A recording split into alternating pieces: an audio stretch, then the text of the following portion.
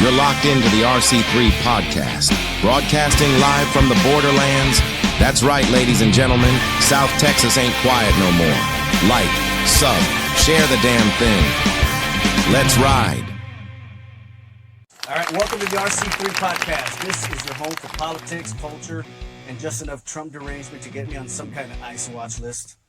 We are coming at you live from the borderlands, broadcasting from the RC3 Puro Desmadre studio. Before we get rolling, smash that subscribe button on YouTube, RC3 Podcast, and follow us on TikTok because that's where the best clips of our live show live. I am your host, RC3, and with me is my producer, Mr. Claudius. How you doing, brother? Feeling good, man. Another pod, here we go. That's right. So later tonight on the Founders Roundtable, we're joined by special guests Omar Figueroa and Murray Blackwell. A few topics we're going to be discussing is a Mercedes resident got deported without due process because apparently due process in Texas means whatever Donald Epstein says it means. We have the full story and opinions from our special guests. And, you know, speaking of ICE deportations, the founder of restaurant chain Trump Burger is also facing the flight of shame back to his homeland, proving what I've been saying all along, Claudius. No matter how hard you try to coddle Donald Epstein's ballsack, if you ain't white, you ain't right. And have y'all been keeping up with Texas Republicans gerrymandering? They're gerrymandering Texas so hard, the new districts look like they were drawn by a drunk Pete Hegseth with an Etch-a-Sketch. And our dear San Benito native sister, Mayra Flores, meanwhile, is crossing her fingers that this new redistricting gets passed. One more congressional loss and you might find her taking orders at Trump Burger. So this and so much more later on the Founders Roundtable. But first, I want to take you back to school real quick, okay? People always say education is the key to success. In Texas, that key got lost somewhere between the football stadium and the Whataburger drive-thru. Here in the Rio Grande Valley, we've got some of the brightest kids you'll ever meet. Hardworking, bilingual, creative, and the state rewards them by underfunding our schools, slashing teacher pay, and a regressive focus on the culture war. And our politicians, they'll pass bills forcing the classrooms to post the 10 Commandments, but they won't give schools enough money to buy 10 working calculators. Now, I know this because I have 2 kids in public school. And every year, the list of school supplies grows faster than Ted Cruz selling his soul to Satan and still losing to him in the Republican presidential primary. Meanwhile, the state keeps talking about school choice, which is funny because for most Valley kids, it's the choice between the same underfunded schools in the vicinity of mom and dad's place of employment. It's sad, but here's the thing. If you grew up here in the Valley, you also grew up tough, resourceful, and loud about what needs to change. Which brings me to our first guest, Thomas Ray Garcia. Now, this is a man who's not just talking about fixing education in the Valley, but actually doing something about it. And who just might help us turn that lost key into the master key. Thomas Garcia is an educator, author, entrepreneur, and nonprofit founder out of Far, Texas. You might know him as the founder of CSLAB. That's the College Scholarship Leadership Access Program, helping Valley students get to college and beyond. He's also the author of The River Runs, Speechless, and co-author of El Curso de la Raza. And now he's running for the Texas State Board of Education, District 2. So please welcome Thomas Ray Garcia, everybody.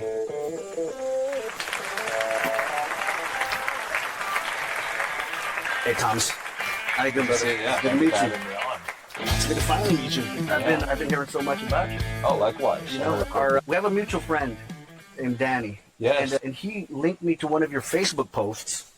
And in this post, you made the I guess it was your announcement that you were going to run. And it was a hell of a speech, man. And, you know, do you want to run us through your background and what kind of led you to this moment in your life? Yeah, I appreciate you having me on. I've heard great things about the podcast from Thank you. Danny. I'm a new fan. I think the work you guys are doing is important because you got to get the voices out there from the people themselves. That was part of my goal in my announcement speech. I want people to know where I come from. I come from a single-parent household in Far. I didn't have much growing up, just my mother and me trying to get through day to day, week to week. She thought education was my superpower, so I had to go to school, work hard, try to get through anything I could. So sometimes I would go to school hungry. I would have to get the school lunch. I went to high school with a lot of aches and pains, and I just had to wait till the next paycheck. And I like telling people my story because people know me as a guy who went to Princeton University. I often say I went to Princeton because I was poor. I went there because I found out if I were to get in, I actually can go 100% for free because I came from a low-income background. So when I got to Princeton, it was a matter of giving back. I didn't have to pay anything in money, so I decided to pay forward my education by helping other students like me get to college. Students on the page who weren't supposed to go to college. Some students who otherwise are bright, they have a lot of potential, but one missed deadline, one mentor who's missing in their life could derail their entire life. And I was almost that student. So my program, College Scholarship Leadership Access Program, is all about trying to help students to and through college and making sure they don't fall through the cracks. They have all the resources, mentorship, and support they need in order to be successful, whether it's at South Texas College, where I teach currently, or at a place like Princeton University. Right. Now, and can you explain why the State Board of Education matters? I hear it all the time from my students at STC. They tell me, sir, I wish I would have learned this in high school. And we can teach students how to read better, how to write better, how to do basic math, how to get ready for the 21st century workforce. But we need to get to the state and change our state level learning standards. So these things called the Texas Essential Knowledge and Skills, the TEKS, when I was a high school teacher, I had to design my lesson plans around them. The State Board of Education determines what the TEKS are. When you determine the TEKS, that determines what the textbooks look like in our state. Another big deal about the State Board is that they review and approve the textbooks that not only Texas uses, but other states around the country use. The textbook market here in Texas influences millions of students across the country. So I like to say the State Board of Education determines what teachers teach and what students learn. And when we raise those standards, we raise the quality of education in our public schools. So then the State Board of Education does have a lot of influence over what comes out of the teacher into the students. 100%. And I think what's missing really is a focus on what students need to be successful in college, career, the trade school, whatever they choose after high school. Currently, we're being taught to the test. So if you look at a STAR test, that gives you a good sense of what the teacher is going to be teaching throughout the school year. Right. Students often tell me at STC, I learned how to write this way because it got me a good score on the STAR test. That's not how you need to write in order to be successful in the real world, to email your boss, to communicate a business pitch. We need to teach those kind of skills in high school. And we can when we start to move away from the STAR and we change our learning standards and our textbooks to reflect what our students need in the 21st century. I don't have this stat offhand, but you mentioned the STAR. And when I was going to school, it was the TAS test. I took that when I was in school. You're talking about, I graduated in 2004. Before, that's what it was. And then from TAS, it went to TAX. Right, I took the TAX. You took the TAX. Yeah. Okay, and then after TAX is the STAR. Right. Is there any kind of measure from the time that we started taking these one-size-fits-all tests on our children's performance, on the students' performance in Texas? Has it been going up? Has it helped? It's been a mixed bag. So what I've been seeing is since 2019, this pre-pandemic level we've been talking about, we're still lagging behind where we were before the pandemic in reading, writing, and math. We're getting back to where we were, but we're still behind. And if we look at where we were with the tax tests and other tests in the past, we're not quite where we should be compared to other states. And not just states like California, New York, and Massachusetts. These are Democrat-run states, but other Republican-led states. There are states like Louisiana and Mississippi that are doing better than us in terms of where their students have come from in reading and writing and where they are today. They're on the right trajectory. Like NPR of all publications highlighted Louisiana earlier this year. They passed all these reading reforms to get students actually literate, not just to get a high score on their state test, but to actually get them out ready for the workforce. So if NPR is saying, hey, something in Louisiana is working, I think Texas should be looking at that. I often say we need to make the Texas miracle a reality because Mississippi had its Mississippi miracle. 2013, 2023, Mississippi, Republican-dominated state, and they also have high levels of poverty like here in the Valley.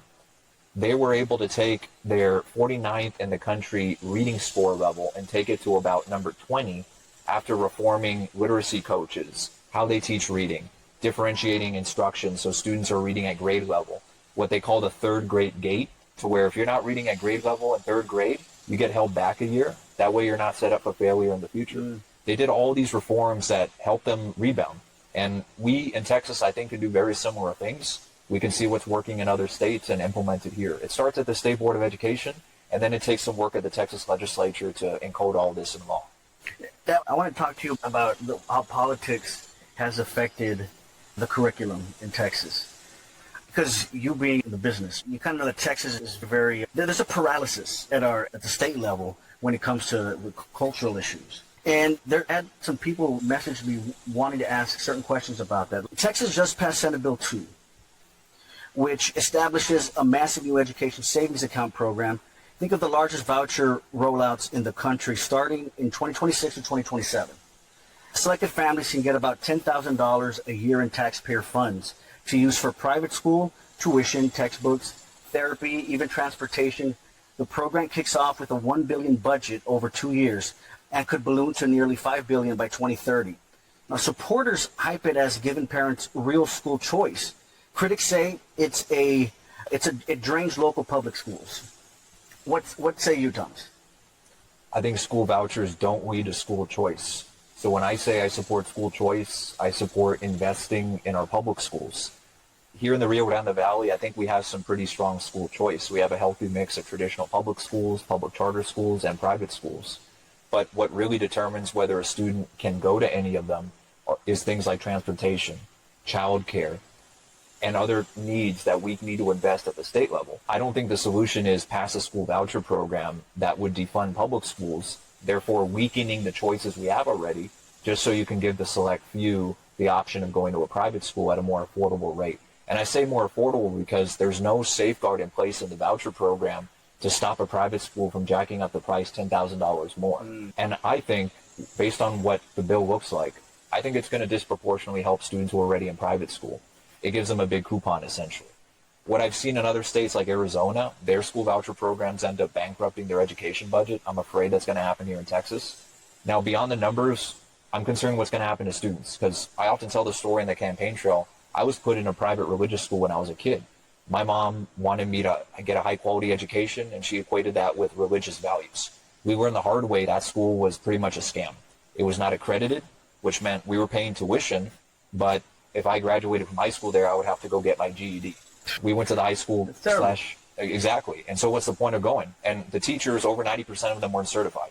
Only my kindergarten teacher was. So she saved me. She taught me up to second grade reading level. She got me prepared. And when I transferred to LBJ Middle School, they had to catch me up. My science tax score was nearly failing.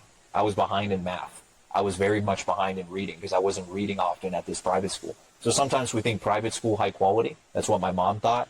We learned the hard way. No, this was just a way for that church to get money from us and get their church volunteers an income.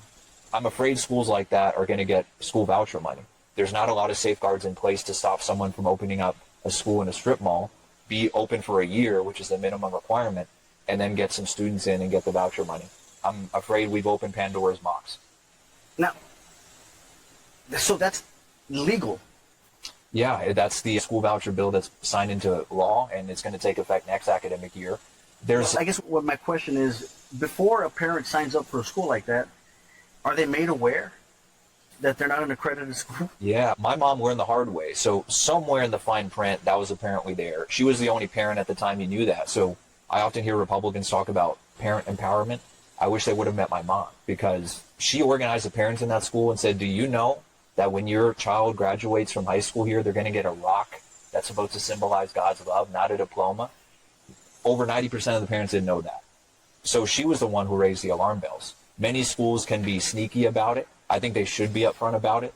But here's the thing. All these schools, I would say they're not always doing it from ill intent in that way. This school thought they were spreading God's love. They thought they were doing right by their students. They didn't quite understand the damage they were doing to students. And my mom had to be the one to raise the alarm bells and say, no, the whole reason we're here is to get him a high school diploma so he can go to college, not just so he can be a missionary. I think we need to raise awareness with parents to ask the right questions. And I often think it's not on the parents that have to ask these questions. I think the school should have to be a lot more upfront, but they're not always like that. That's terrible. So since we're talking about voucher programs, is there another test case in another, you mentioned Arizona, right, where a community like ours, very impoverished, where they've been subjected to this similar type of voucher program, and what's the participation rate? It's a good question. I don't have the percentages off the top of my head, but what we do see in the data is disproportionately whoever gets a voucher already is in private school, the vast majority of them. We also see that there's a significant percentage, depending on the state you're looking at, of students who try the voucher out private school, they end up back in the public school system. And the public school essentially has to take a student who has fallen behind. They were going through a very different curriculum. The other thing about the State Board of Education is that our work doesn't reach the private schools. So we can change the curriculum standards, we can improve textbooks, we can do all that for the public schools. But if a student goes to a private school, our work does not reach the private school. So if a student's been in a private school for several years like I was, and then you get put back in the public school system, the public school just has to pick up the slack like they did for me. My science tax scores were nearly failing. My science teachers had to work very carefully with me to get me up to grade level. And that's going to happen. Private schools aren't always high quality. Some of them are great, but they often get tarnished by the scam schools like the one I went to. Yeah. And yeah, I don't mean to spend so much time on this voucher program, but it's something that's around the corner. So how does that start off? How does it get rolled out? What's the immediate effect on public schools? And this is coming as somebody who's a father of two boys in public schools. So I'm assuming that the effect isn't immediate. Correct. I call it death by 1,000 cuts. When it first gets rolled out, it's going to impact big cities that have a lot of private schools already. Eventually, we're going to see private schools pop up as a result of this voucher program, as vendors and other entities discover how to make money off of it, essentially. And the Texas Comptroller and all these other entities, I think, have to maneuver around how they distribute the money, who is an approved vendor and who's not, what actually qualifies as an education expense. Currently under the bill, it says tuition, uniforms, tutoring, anything related to the essentials of the educational experience. So if I'm a private school and I'm trying to make all these different programs fit under that, it's going to take a couple years, I think, for these private schools to really maximize how to get the most out of the voucher. But I think it's going to happen. So long story short is slow trickle, but what we're going to see is students leaving the public schools to the private schools, which the whole issue with that, by the way, is in our state, we give public schools money for attendance per child. So you take one child out of a public school, put them in a private school, that's essentially money siphoned off the public school. If it wasn't like that, then we could have a true competition between public schools, public charter schools, private schools. But it essentially is a zero-sum game the way our funding mechanism is set up. So back to the school choice argument, it doesn't make a lot of sense to me, I should say, when you say it's school choice, when you give the voucher, when in reality you're giving one family a choice, but you're also giving vast majority of the other families a weakened choice, because those children are going to stay in the public schools that are now getting less funding because a certain percentage of students are getting out of the public schools. And so from what I was reading, it still says that they give parents about $10,000, that this covers transportation. But if it has to cover transportation, then I'm assuming, again, I'm not sure, it takes away from what you're paying for the school. Correct. And this also assumes that private schools are under $10,000. So it almost seems like either way, it's the kids that are more well off that are going to, like you mentioned earlier, that are going to take advantage from the system. And I guess leads us back to the original point that the kids that are more impoverished are going to be left with crumbling schools, or schools that are, it's not like the funding was good to begin with, but it's just going to be worse.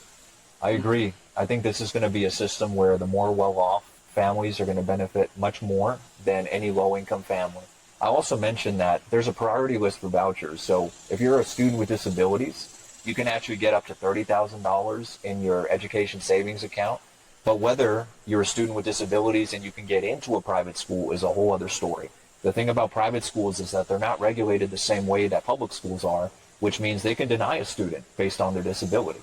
So I've talked to some families who have students with disabilities who don't have great experiences at the public schools who are saying, I think he's going to do better at the private school. And I'm telling them, that's really tricky, because if they accept your student, it doesn't necessarily mean they're going to do the IEP. It doesn't necessarily mean they're going to do the accommodations the way they need to by federal and state law, because they're a private school. So even though these families will be getting public taxpayer dollars to put their child in a private school, that regulation, that enforcement from the state and federal government does not follow them. So there's going to be students who I think are hurt by these transitions. And every private school is different. Some are great, some are terrible, like the one I went to. And parents don't necessarily know that from the outside in. My mom didn't know that when she put me into school, and it turns out it wasn't accredited. I don't fault her or the other parents for that. The school should have been forthright about it. So if the school just wants more students, I don't think they're going to be forthright all the time and say, we can service students with disabilities. We have the teachers, we have the programs, we have the facilities for them. especially if their goal is to simply get more students. Yeah, that sounds like a regular Trump University. I remember when I was a high school teacher, Trump University was the big topic because I was helping students get into college. And every single one of my students knew, oh, that's the scam school. Oh, and wow. I just wish young people would remember that nowadays. Yeah. It seems like another world. There's a lot of hot button issues I want to talk to you about that have taken over our discourse when it comes to public schools, mass shootings, transgender athletes, things like that. But before I get to that, I'd like to ask you personally, what motivated you? What drove you to actually want to run for the State Board of Education?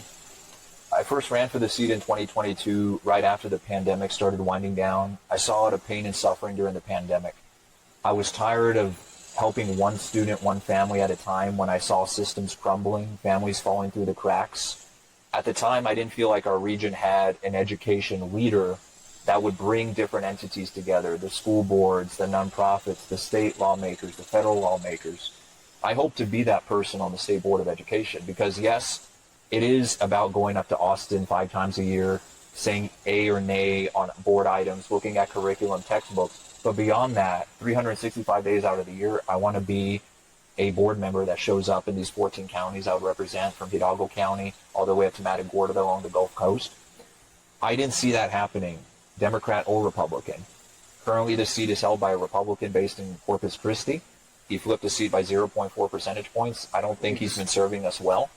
I think you need to be visible as much as you can. I think you need to get results. So what I want to do on the board is not just pass good learning standards, pass good textbooks, get everything else that the Texas Education Agency passed, but also show up and get programming done. So my college readiness program, I'm a program guy. I believe in short-term results. I've learned a lot about working with families and students directly and scaling.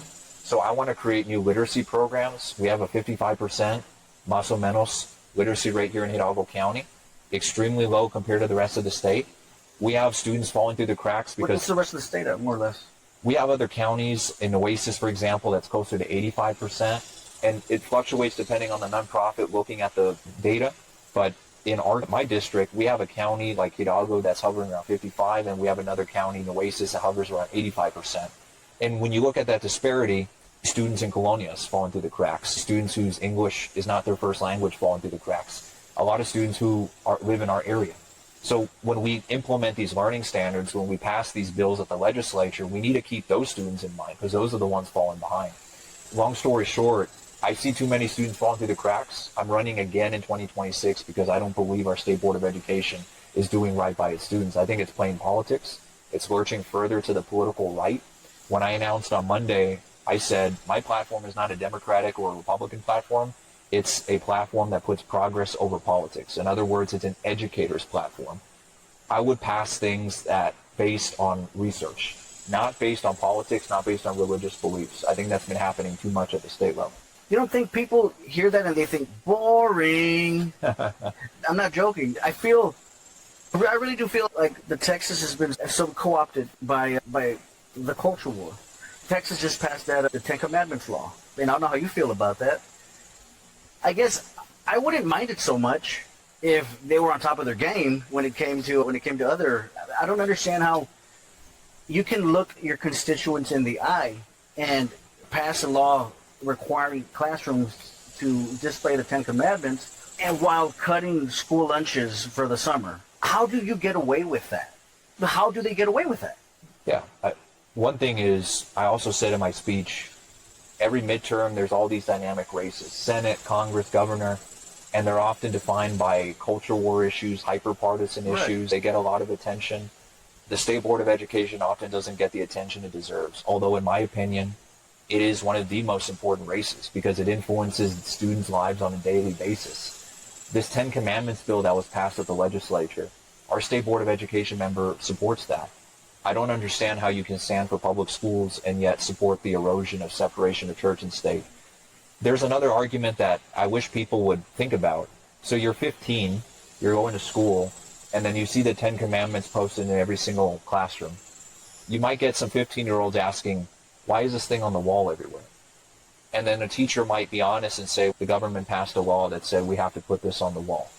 Now, regardless of that student's religious background, I think that paints religion in a terrible light when it's seen as a government-mandated religious instruction. Yeah. And I don't think that's good for religion, first of all, but I also don't think that's good for our public schools, because if 10 Commandments is on the wall, if a single student in that room is not Christian, if they happen to be of another religion or no religion, I think you're doing wrong by that student. I think they're going to feel out of place in class. They might not perform as well. And I also believe freedom of religion means freedom from religion. I don't believe our public school should be focused on teaching religion. You can get that at Sunday school. You can get that at church. But schools need to focus on getting you ready for that first job. They need to get you ready for the trades or college. They need to get you ready for the real world. Teachers are so overburdened with so much nonsense. Putting this on the wall and bluebonnet learning, a curriculum that was passed at the State Board of Education that infuses some Bible teachings in regular curriculum, that's just icing on the cake. It's just more religious instruction instead of teaching for 21st century skills. In my speech, I also said life readiness, mental health and wellness, global competition, creativity, innovation. The 4 pillars of 21st century learning. Teachers can't teach that stuff if they're teaching to the STAR test, or they have to abide by these religious teachings in bluebonnet learning. That stuff gets in the way. But I think more people should care about that, because that's influencing students today. These students are going to graduate. These people are going to go out to the workforce. They're going to become the leaders of tomorrow. And if they're not educated, if they're not skilled, we're all screwed. And it doesn't matter how many 10 Commandments you get displayed in the classroom. Exactly. And I guess this gets down to the root of the problem, right? You mentioned that problem earlier, right, of a student asking a teacher, why are the 10 Commandments being displayed, and the teachers being honest and saying we're required to. It doesn't speak well of a religion that it needs a government to push it for efficacy. A religion should stand on its own truth, and it shouldn't require it to be taught by force. Now, the counter-argument would be, we're not teaching it, we're just displaying it. And a lot of the other counter-arguments that a lot of conservatives make is, we're living in a time where depression is at an all-time high. Our students need something to hold on to, some kind of a value system to hold on to, because their values are eroding, right? Well, what do you say to something like that? I understand that argument because I agree with part of it. I think young people are suffering. I think they're suffering because in the 21st century, it's normal to turn on your phone and witness war and famine across the world in real time. I think students are under such scrutiny on social media over what they do post or don't post. I think anxiety levels are through the roof since the pandemic. So young people aren't okay. I don't think putting the 10 Commandments on the walls of classroom is doing jack shit. And I'm tired of people saying we need to impose our religion in order to help the children, when in reality it's not about that. I really care about students. I see a lot of pain. And if someone's going to come up to me and say the solution is put the 10 Commandments on the wall, that's going to help somehow, I'm just going to blow up at them and say, you do not get it. Talk to a young person and ask them what they need. They don't need that. They can have the choice of those values if they go to a church or a school, but they don't need them in the classroom. When they need someone to feel seen and heard, they want teachers to get where they're coming from. They need mental health resources. So the same people who often want to put these 10 Commandments on the walls, they don't support funding mental health counselors in public schools. They support vouchers which defund public schools. They don't support the federal funding that came down where some school districts like McAllen got mental health counseling. And eventually some of this funding had to get reorganized and schools are doing more with less. Not all schools have the pandemic level of funding anymore. And so if we can just simply fund our public schools and prioritize student well-being instead of imposing religious on them, I think we can actually get something done.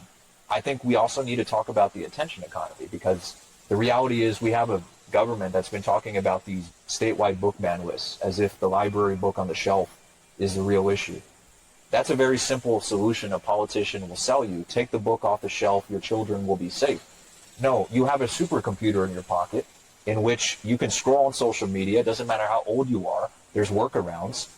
And big tech wants children on YouTube, endless scrolling on social media, in order to get their attention and to get their parents to buy them things on social media, things for games, etc. That is what we need to regulate. That is what we need to pay attention to. I'm a big fan of Jonathan Haidt, the author of The Anxious Generation. And the Calling of the American Mind? Yes, and there's so much that we need to talk about with how both technology of any type, but especially smartphones, are dramatically changing young people's minds and brains. And I'm so glad you brought up Jonathan Haidt, because the analysis that our students are in the condition that they're in only because there's no religion to fall back on, is ignoring a whole lot of research that's been done about technology, social media, and all these other factors that are going into, I believe it's been since like 2007. I think Jonathan had mentioned since the invention of the iPhone, right? Or since the iPhone has become widely available to kids, that you've seen this kind of a downward spiral in the mental health, especially in young girls. Yes. Yeah. And yeah, so I'm glad you brought that up, because I think it's something that has to be factored into the equation.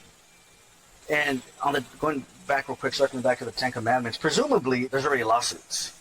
Yes. And in normal times, I would say this will never pass the muster of the Supreme Court.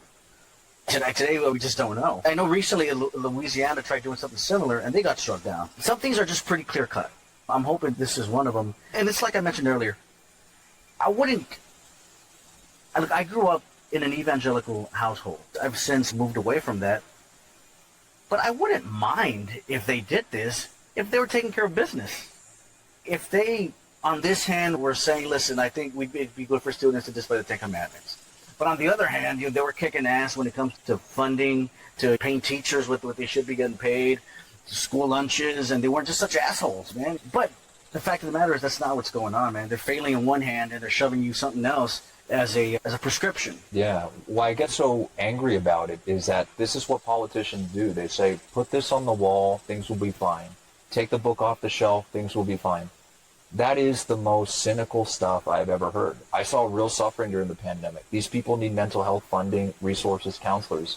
They need regulation on how smartphones are used. Not just how schools can ban them, but big tech. Stand up to big tech instead of putting things on the walls and books off the shelves. We also need to teach these things. So what I can do with the State Board of Education is infuse digital literacy across all of our different academic subjects, especially in middle school and high school. So even if you're in math, you should be learning how to use artificial intelligence effectively as a tutor, not as a way to get your answer for your math. If you're in English, you should be learning how to identify social media captions that are AI generated, that are not, that are biased, that are objective, and try to get a sense of how to identify these things that are trying to be sold to you on social media. How do you identify an ad versus an authentic post, for example? How do you identify something that's completely false versus something that's more or less accurate or true? These skills need to be real world applied, because if you teach students in a vacuum, they can go on their social media 10 minutes after the lesson and completely fall down a rabbit hole of misinformation, disinformation. So our lesson plans and our statewide learning standards are not catching up to that. I see that. My students tell me that directly at South Texas College. I wish I would have learned about this when I was in 9th grade. I think I would have gone much farther. I could have done something much better with my life if I had just learned how to do math better. Oh, yeah. So there's so much that I agree that we haven't gotten done yet, and yet we're focusing on the wrong thing. Something else I wanted to bring up, it failed, thankfully, but the Furries Act, I don't know if you heard about that at the legislature. Oh, my God, yeah. So James Talarico raised the alarm bell on that. So there's a state legislator out there who thinks this is the priority. Exactly. That this priority for that state legislator was, we got to ban kids from acting like animals, because apparently there was some student who was playing with a litter box somewhere. That is what that man thinks is the priority in our public schools. It's ridiculous. So I see that. I see politicians saying, look over here, when the real problems are over here, and they don't have solutions for those problems. I get the sense from a lot of conservatives, especially the boomer generation, right, that they think you're like, our children are going to school and like playing with dildos and shit, you know what I mean? Where does this sense of anxiety come from? If you factor in Fox News into the equation and a lot of the extreme right-wing media, I'm gonna throw my aunt under the bus here. We were talking about transgenderism, right? And she mentioned something to me that, man, it still stays with me to this day. And I try not to make fun of it because I know a lot of people think this way. But god damn, man, I just don't know how you get so lost in the misinformation that you can actually think that they're handing out transgender surgeries at the administrator's office, right? Or you go to school and you tell your teacher, I want to be the opposite sex, and you're going to come home with the transgender surgery. They really do believe this, right? I know this because I've spoken to many of them that believe this shit. Yeah. How are you able to help students and succeed in our public education when you got so many of these obstacles that are born from misinformation? One issue is that it's generational. I think people who have not been in the classroom for a long time, whose children might be in the classroom, but they are far removed from the school system, that's often where we see this misinformation breed. And what I'll say is this, that since the pandemic, I get where the fear and anxiety comes from, that a lot of parents and grandparents are supercharged by this misinformation. They saw this once-in-a-lifetime pandemic, this force out of our control, totally wreck everybody's lives, and they witnessed their children getting impacted by that. They saw how online education wasn't working for them. They saw their children suffer, just like I did.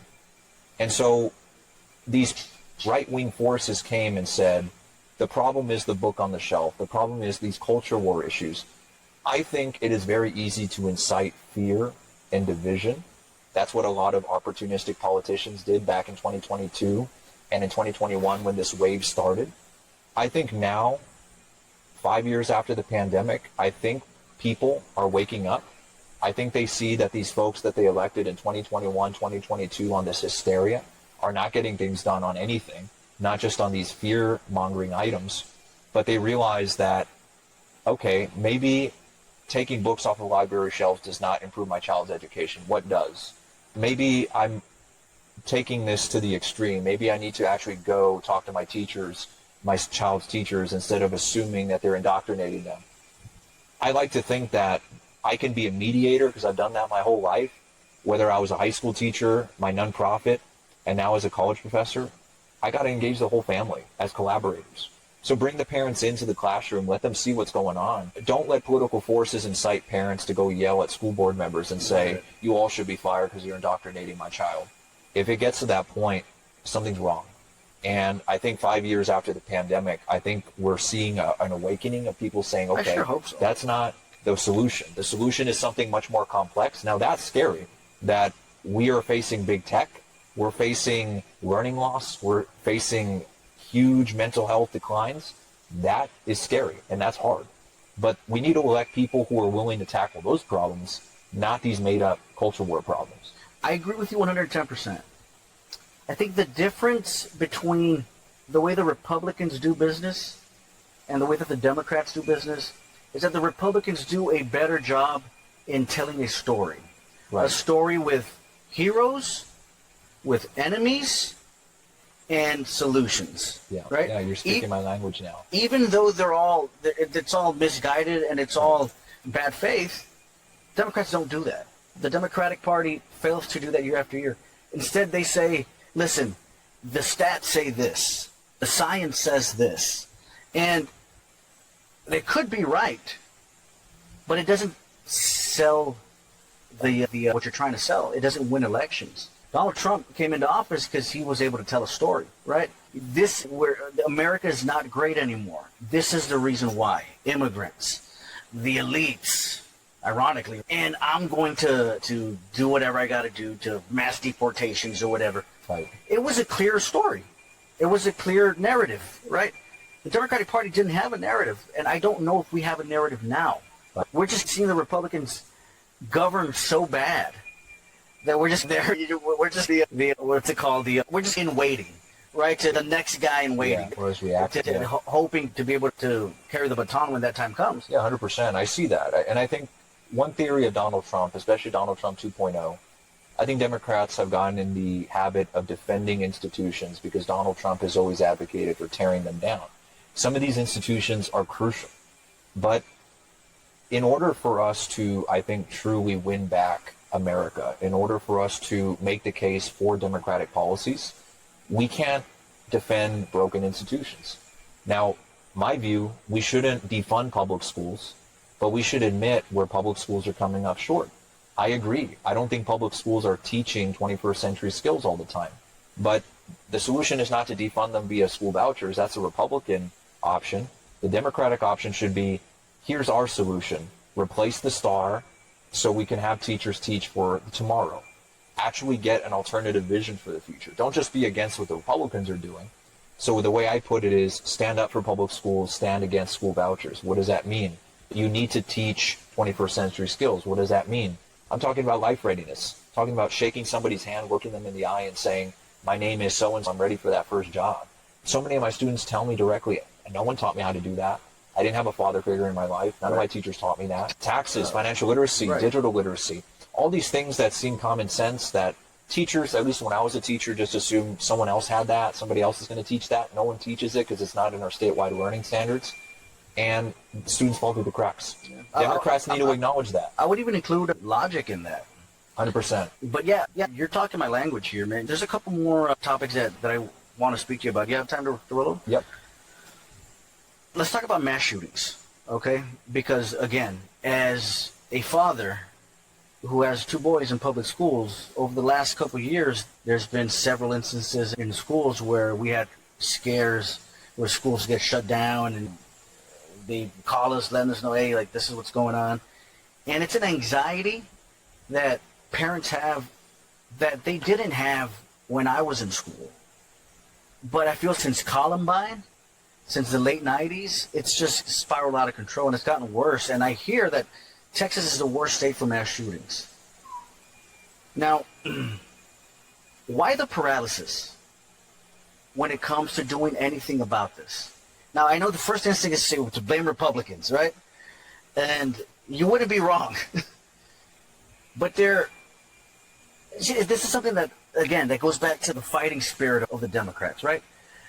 Mass shootings happen, and Republicans get away with saying thoughts and prayers, right? An immigrant kills Laken Riley. Why can't we say thoughts and prayers? No, we got to get drug along and pass legislation and make it seem like it's like the most pressing issue our country's facing, when we all know that's not the case. But when it comes to something like mass shootings, when our kids are getting blown up, there's no movement. There's no thoughts and prayers. What's going on? I think the gun lobby has too much power in the state. I think our state lawmakers are beholden to political forces that put politics over people. I think the real solutions are a combination of regulation, of mental health, of deep systemic reform in terms of how schools are funded and how school safety is actually implemented. It's the 21st century. Having metal detectors is a thing of the 20th century. Having gates 20 feet high, that's not going to be a great deterrent. We need to have smart schools. We need to have smart technology in order to stop threats from happening in the first place. And it takes a lot of money to do that. What I have an issue with our state is that often there's a lot of unfunded mandates. So after Uvalde, next to no action. And at the Texas Education Agency, a lot of hoopla about improving state school safety standards, but not a lot of funding going to our public schools. Public schools had to get out of their own pockets to raise fences, to make sure doors were locked, and all these other unfunded mandates that came from the state. We need to make sure we're listening to folks on the ground, first of all. Often these are top-down decisions. Someone in Austin is saying, here's how you keep your rural school safe. It's not a one-size-fits-all. But we also need to make sure that when we actually implement these rules and policies at the Texas Education Agency, we have people who actually work in schools, parents who have students in schools, making their voice heard at the Texas legislature that goes and passes legislation and gives the funding for these programs in the first place. I think there's a lot of gaps in the systems. I don't think we have a lot of great communication between local stakeholders, whether it's school board members or parents, to our state lawmakers. And there's a huge gap between the state lawmakers and the Texas Education Agency. There's an even bigger gap, I would argue, between the administration at the Texas Education Agency and the democratically elected State Board of Education. So all these gaps lead to a system in paralysis, and unfortunately people fall through the cracks of these mass shootings and people get killed. And if we can look at other states at what they've done successfully, it's a combination of things. It's not just one thing over another. It has to be a wholesale effort. And Texas, unfortunately, isn't moving in any direction. And what can be done at the level of the State Board of Education to curtail this, if anything? On the advocacy side, on one end, it's the enforcement of rules at the Texas Education Agency. That's what we can do. But enforcing those rules has to be determined by how much funding, how much teeth are in anything passed by the state legislature. So one thing I want to do as a State Board of Education member is sit down very closely with the state lawmakers who can actually get this legislation through. these state lawmakers are not meant to be content experts in education. They might know a little bit about K through 12 education. They might have their own personal views on school safety. But I think what's missing currently in our district is a state board of education member who can be that education leader, going to them and saying, based on what I see at the Texas Education Agency, based on what I'm seeing from my stakeholders, here is what you should be doing at the Texas legislature. Let me bring people to testify. Let me bring experts to help craft the legislation. I want to do that. Yep. And I think because that's not happening right now, state lawmakers are in one universe, parents are in another, teachers are in another, school board members are in another, TEA is in another. It's a mess. There's one last hot topic issue that I want to touch up on, and I want to get your thoughts on, okay? And that's transgender athletes, right? Now these, again, I got to keep talking about these issues because these are the issues that keep dominating right-wing discourse. And they keep winning elections based on these topics. There has to be some kind of a response. We can't just say we're going to ignore it, or there's only one transgender swimmer in the state. It's no big fucking deal. They don't think like it is. They don't present the problem that way because they've weaponized it. And I want to give you an example. This is the lightning rod issue that unfortunately is sucking up a lot of oxygen when we talk about public schools and sexuality. And that's the transgenderism. And I first want to say that this is why I hate the culture war, because it gives a lifeline to terrible, evil politicians who don't do anything. I believe the state is West Virginia, right? They're ranked dead last in education. And their governor, a couple of years ago, passed a bill banning transgender athletes from participating in sports that from their gender that they weren't born into. And you can feel however you want to feel about that. We might disagree on that. I don't disagree wholeheartedly with that. I think there does have. We're in this strange place where we don't know how to handle this, right? And so the extreme voices, I feel, are taking over the conversation. But it's clear to me that the answer isn't to scapegoat children who are going through something that they didn't choose to go through, and for useless, evil politicians to scapegoat them and give their campaigns fuel on their backs, on these children's back. This governor of Indiana, they passed a bill banning, like I said, transgender athletes. To my knowledge, and from everything that I've learned and everything that I've read from this, there's one transgender athlete in the state of West Virginia. West Virginia consistently ranks dead last in education. They consistently underfund their schools. They consistently defund school lunch programs, summer school lunch programs. The governor just line item vetoed a portion of a bill that would fund foster care units. So they're consistently doing things to immiserate students in their state. Yet something like this allows them to take a victory lap and allows them to seem like they're proactive in defending children. And we all know that's a bunch of bullshit. So, how do you win that war? One thing that I will always say is that at the State Board of Education, I can't do anything about this issue, but what I do believe is local control. So why do people want to create a statewide book ban list? It's all about control. They want to control what's in school libraries. In my view, if a local parent has a problem with a book on a shelf at the school library, they already have a mechanism in place to submit a complaint, talk to the librarian face-to-face, and get the issue resolved if they believe it's age inappropriate. The state wants to take over school libraries. They want to take over athletic programs. They basically want more state control. I remember when conservatives were against government overreach. That's exactly what the statewide book ban list is about. That's what transgender athletes, this issue is all about. And you're right. And the way you phrased it, I think, is beautiful. There are other things that Republicans are doing to hurt children. Governor Abbott, just a few weeks ago, there was a controversial veto line item he made in the budget where he wasn't going to take EBT summer funding so students can get a certain amount of money in the summer for school lunches. That hurts children. Yeah. We should be talking about that, not about transgender athletes. So I frame it as state versus local control. I support local control. I think it's up to a school district to determine how their athletic program should be run, how their school library should be run. I, as a State Board of Education member, will always listen. I will always learn. What works in McAllen is not going to work in Robstown, or works in Robstown is not going to work in Matagorda. So I can't say at the state level, here is my one-size-fits-all solution. I believe in local control because that's where that local culture, those local values will come into play. We need to be consistent on that. Consistency is one of the values my mother raised me by. I can't say I support government overreach over here, but I don't support it over here. I generally think local control is better than state control. If you give local schools more control over their curriculum, over their textbooks, over the way their teachers teach, what's in the school libraries, how the athletic programs are run, you're going to see a school that represents the people who live in that school district, not the interests of Austin.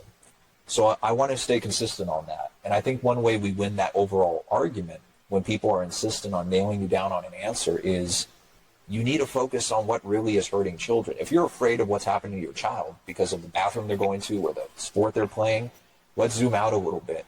School funding, mental health, what's actually happening to students when they graduate from high school and they're not getting their first job, or they're failing out of college, or they can't afford college or trade school. These are the things we should be talking about. In Hidalgo County, we have such a high food scarcity rate, low literacy rates. These are hard problems to solve, but if we're not even talking about them and focusing on them, they're never going to get solved. The red meat are these cultural war issues that inflame and divide people. It's time we move away from that and talk about the issues that actually matter. And I'm always going to advocate for that. Yeah, and to finish up here, before this last presidential election, I would have a lot of conversations, not only with family members, but with friends. And, you know, when I asked them who they voted for, and when they mentioned Trump, I would ask them, why would you vote for Trump? And the first thing they mentioned, especially men, people who I grew up with, people who I know personally, first thing they mentioned, transgenderism.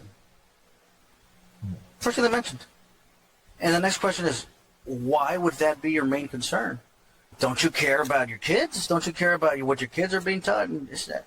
Absolutely. That's why I'm not really concerned about this issue. But in their minds, it was one of the biggest issues that drove them to the polls. Claudius, you have any questions for Thomas? Points out a lot of good points. You talk about the students falling behind. The students falling behind, arriving in college unprepared. I was one of those. I studied at STC myself, and then I transferred to Texas A&M University in Kingsville. And when I arrived there, I realized how unprepared I was. It was a whole different ballgame. And it took me about 3 years to get the hang of it, so I know where you're coming from. I just had a question in regards to private. So you said that private schools work outside of the system. Will they also have to display the commandments? Do they? So that legislation doesn't impact private schools, but if they're a private religious school, they're likely doing something like that. They're doing that anyway, right? Yeah, so they're doing a version of that. But the legislation at the state doesn't often impact private schools. So everything I would do at the State Board of Education, all those rules and regulations, the curricula, the textbooks, that's all for the traditional public schools and the public charter schools. But the private schools, they have their own system in place. Yeah, that's okay. Okay, Thomas, then the last thing that I would like, I know you're going to be in a heated race, right? And I just want you to explain to the audience why you're the better man suited for the job. I'm an educator, and I said in my announcement speech, I'm an educator first. I'm running in the Democratic primary because I believe in fighting for public schools. The Republican Party in the state of Texas in 2025 believes in school vouchers. Our State Board of Education member, which is supposed to stand up for public schools, is pro-voucher. And there are many other issues I take issue with, dividing people up over culture war issues instead of solving real problems. These are things that we need to elect an educator to the State Board of Education in order to solve. I believe when you bring an educator to the State Board of Education, you're going to get different results. The way I intend on leading is by bringing people together, whether you're a Democrat or Republican. We need to bring people together, not divide them up according to these culture war issues. We need to tackle low literacy rates. We need to make math fun again. We need to make sure our students are prepared when they graduate from high school for the 21st century. I'm going to work with our state lawmakers to increase teacher pay and make sure our schools have all the funding it needs. I also want to make sure that at the state level, we're bringing everybody together. So I want to be that connecting glue between the state lawmakers, local school board members, and making sure everybody can hear each other. So when we go up to the state legislature, the state lawmakers are actually working on legislation that matters. None of this 10 Commandments stuff, none of this Furries Act stuff. That's the past. I believe we can move past that in 2026. I'm running in the Democratic primary on March 3rd, 2026, and I would appreciate your vote. I'll be working hard to earn it. How can people follow you, help you in this endeavor? You can go to my website, my full name, Thomas Ray Garcia, tx.com. I'm also on Facebook, Instagram, and TikTok, Thomas Ray Garcia for State Board of Education. You can give me a follow. I'll be posting a lot of content on what the State Board does, what I can do if elected, and all the different adventures we'll be having on the campaign trail. I would also appreciate financial support. The only way I can get to these 14 counties is through financial donations. Republicans are well financed. My campaign is going to be grassroots funded. So you can go to my website, go to my Act Blue, and donate anything you can. $5, $25. It will all go toward making sure I can reach the voters where they're at. Ladies and gentlemen, Thomas Ray Garcia. It was a pleasure. Thank you. Thank you for having me. Yes, sir. Thank you. And we'll be back. All right, we're back. And tonight on the Founders Roundtable, we're sitting down with two men who've built legacies from the ground up.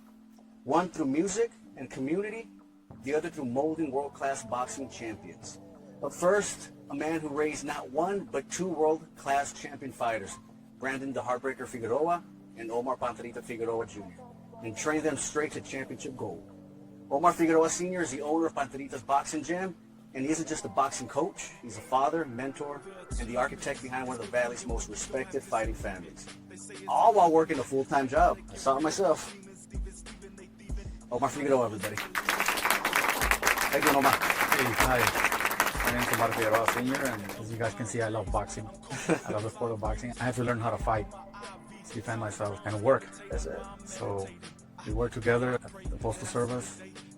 Nice job, but it gave me the time to be with my boys, train them and manage them and guide them to become world champions. That's a hell of a feat, man. By the way, my that's like God. to have a full-time job and to train two world-class champions, man. That ain't no easy thing to do. Joining him is Murray Lee Blackwell, founder and CEO of Pipe Gang Entertainment. Born and raised in Harlingen, Texas, through grit, he's turned the hardest chapters of his life into a movement that's bigger than just world-class hip-hop. Pipe Gang Entertainment is helping lead the community in toy drives, feeding the homeless, and inspiring Valley kids to believe in themselves despite the struggles of living in one of the most impoverished areas in Texas. You can find Pipe Gang Entertainment's hip-hop on every major platform, including Spotify, and you can follow Murray Lee Blackwell on Facebook. Ladies and gentlemen, Murray Lee Blackwell. Like that is so that is good with it, man. Murray Blackwell, CEO of Pipe Gang Entertainment, a father, you know what I'm saying? All right. So myself, my boy, man. All right, so the reason why I like this combination that we got going on here is because it's two different backgrounds in our guests here, but coming from the same community, right? So the same struggles, right? Different outlooks in life, different pathways, but it all comes down to the exact same thing. And what's going to be interesting about this set is we're going to cover it all. We're going to cover politics, we're going to cover culture, we're going to cover everything, even fucking dating and shit like that, because I know you're a real Casanova over here. But the first story that I want to get your guys' opinions on is, you guys might have heard about this. I'm going to read this article. The owner of Trump-themed burger chain, Trump Burgers, was arrested by ICE, and he's now facing deportation. Roland Merez Beanie is co-owner of Trump Burgers in Texas, is facing deportation. Beanie, a 28-year-old originally from Lebanon, entered the U.S. in 2019 with a non-immigrant visitor visa and overstayed, according to ICE. The restaurant owner was arrested by ICE on May 16th and placed in detention. He then was granted bond by an immigration attorney on June 13th as his case goes through the courts, the agency stated. Roland does not have any immigration benefits that prevent his arrest or removal from the United States, an ICE spokesman told The Hill, and will most likely be deported. Now, Omar, you and I, we've talked a lot about this kind of stuff, man. Yeah. This is kind of like the fuck around and find out, right? Yeah. You give your entire life to this guy. You start a restaurant. Trump Burgers. Yes. And not even 6 months into his second term, he's already getting deported. Now, I'm not one to gloat when people experience bad things, right? But sometimes the only way to learn from their mistakes is to go through some pain, right? And for some of these people, they're finding out that elections have consequences. Your votes have consequences. Now, we live in one of the areas here in the valley where we're seeing ICE raids happen every day, man. Construction sites, empty, man. My dad works for a lumber business, and he's saying that the business has never been so slow, right? Because people aren't building. Companies aren't building because they can't find workers. And then the next question is, where are all these Americans that want to work? They don't want to work. That's the problem. So I don't know. What are you guys' thoughts on this? It's like the Cubans that were voting for him, and now they're getting deported. They think he's a badass. They think they're badasses. Look at him now. It's all lies. How can you believe a guy who's been lying all the time? And Yeah. There was speaking of the Cubans, there was this Puerto Rican family, or was it a Cuban family? I know I saw it on TikTok, where they showed them. The lady spoke at a Trump rally. Yeah. You saw that one, right? Or maybe you sent it to me. Yeah. She spoke at a Trump rally, and she was just glazing Trump, bro. Just glazing the motherfucker, man. Just like praising him about how he's going to do great for America. 2 months later, that's how it started. How it ended, or how it's going, was her on the same camera talking about, please, Trump, don't deport my husband. Because he was on his way back to Cuba, back to Puerto Rico. yeah, it can't be Puerto Rico because Puerto Rico's. Oh, yeah, you're right. US. It's Cuba. It's It's Cuba. gotta be. It was Cuban. That's very true, yeah. So it's going back to Cuba. Like, what do you say to somebody like that? To somebody like that? And how I look at it like this. You got some of us that like what Democrats do, right? You got some of us like what Republicans do. If we're gonna talk about the portion, right? You look at the difference between Trump administration and the difference between Obama administration. Obama did it real quietly. He did the same thing, the same exact thing. Deported a lot of people. Nobody even said nothing about it. Trump is loud with it. Like, he's verbal with it and all this stuff. That's why we pay attention to him mostly with everything. You don't think there's a bit of a difference, though?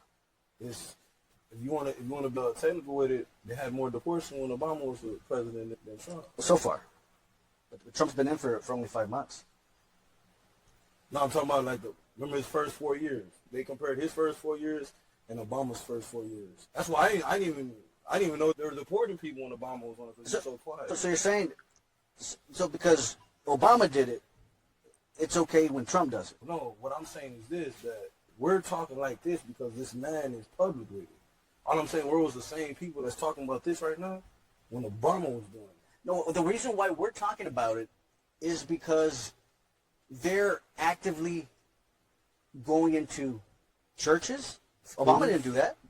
They're going into schools. And not only that, Trump was elected on the promise that he was going to take out the criminals, the gang members, not grandma that's been here 20 years.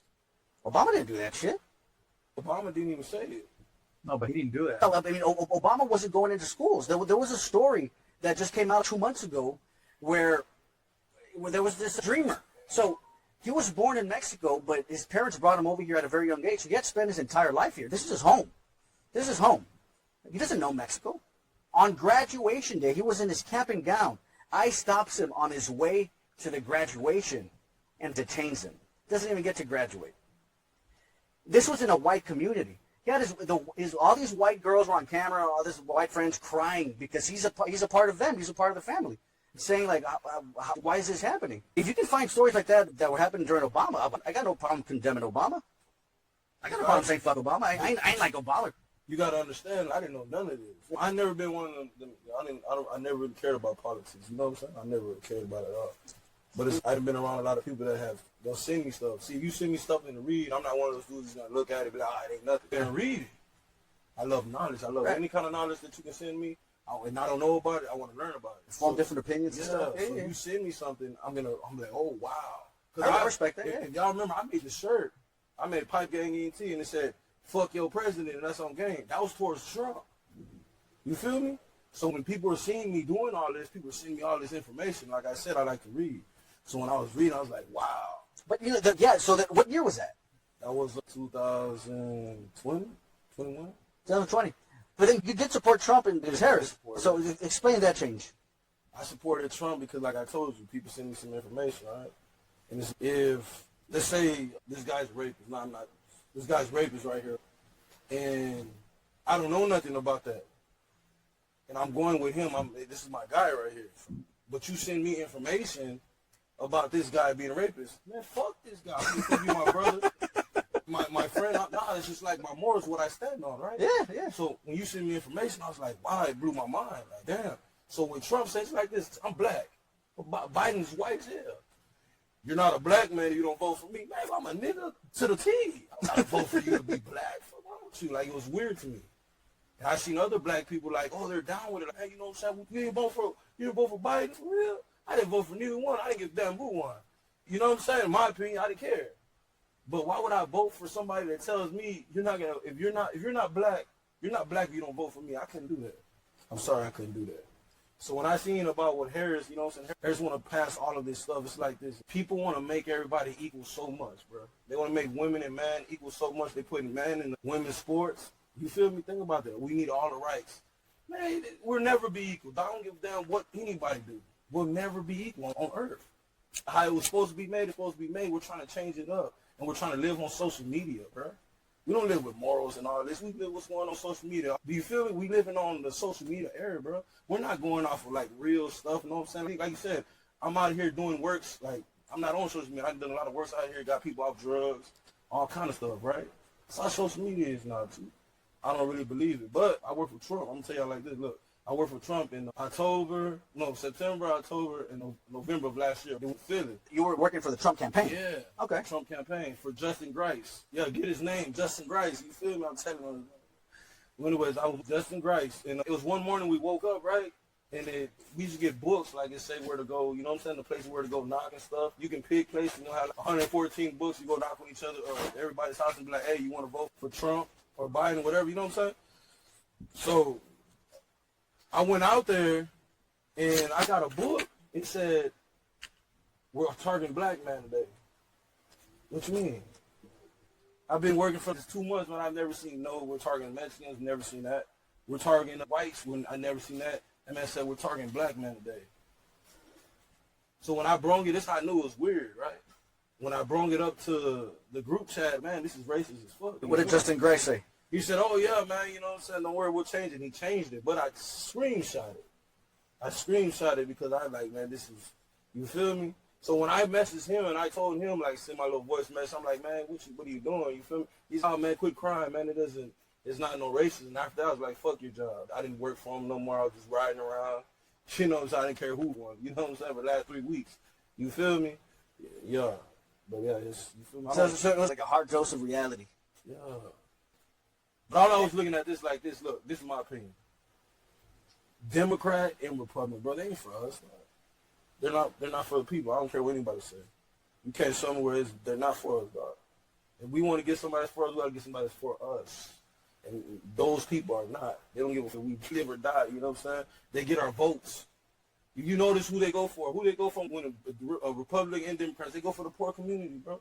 They don't aim for the white folks. So you're saying Democrats and Republicans are the same. Todd, do you agree with that? And it depends on where you're coming from, but from his point of view, I could see that being a thing. I guess being down here, it's a little different, but we're all Mexicans here.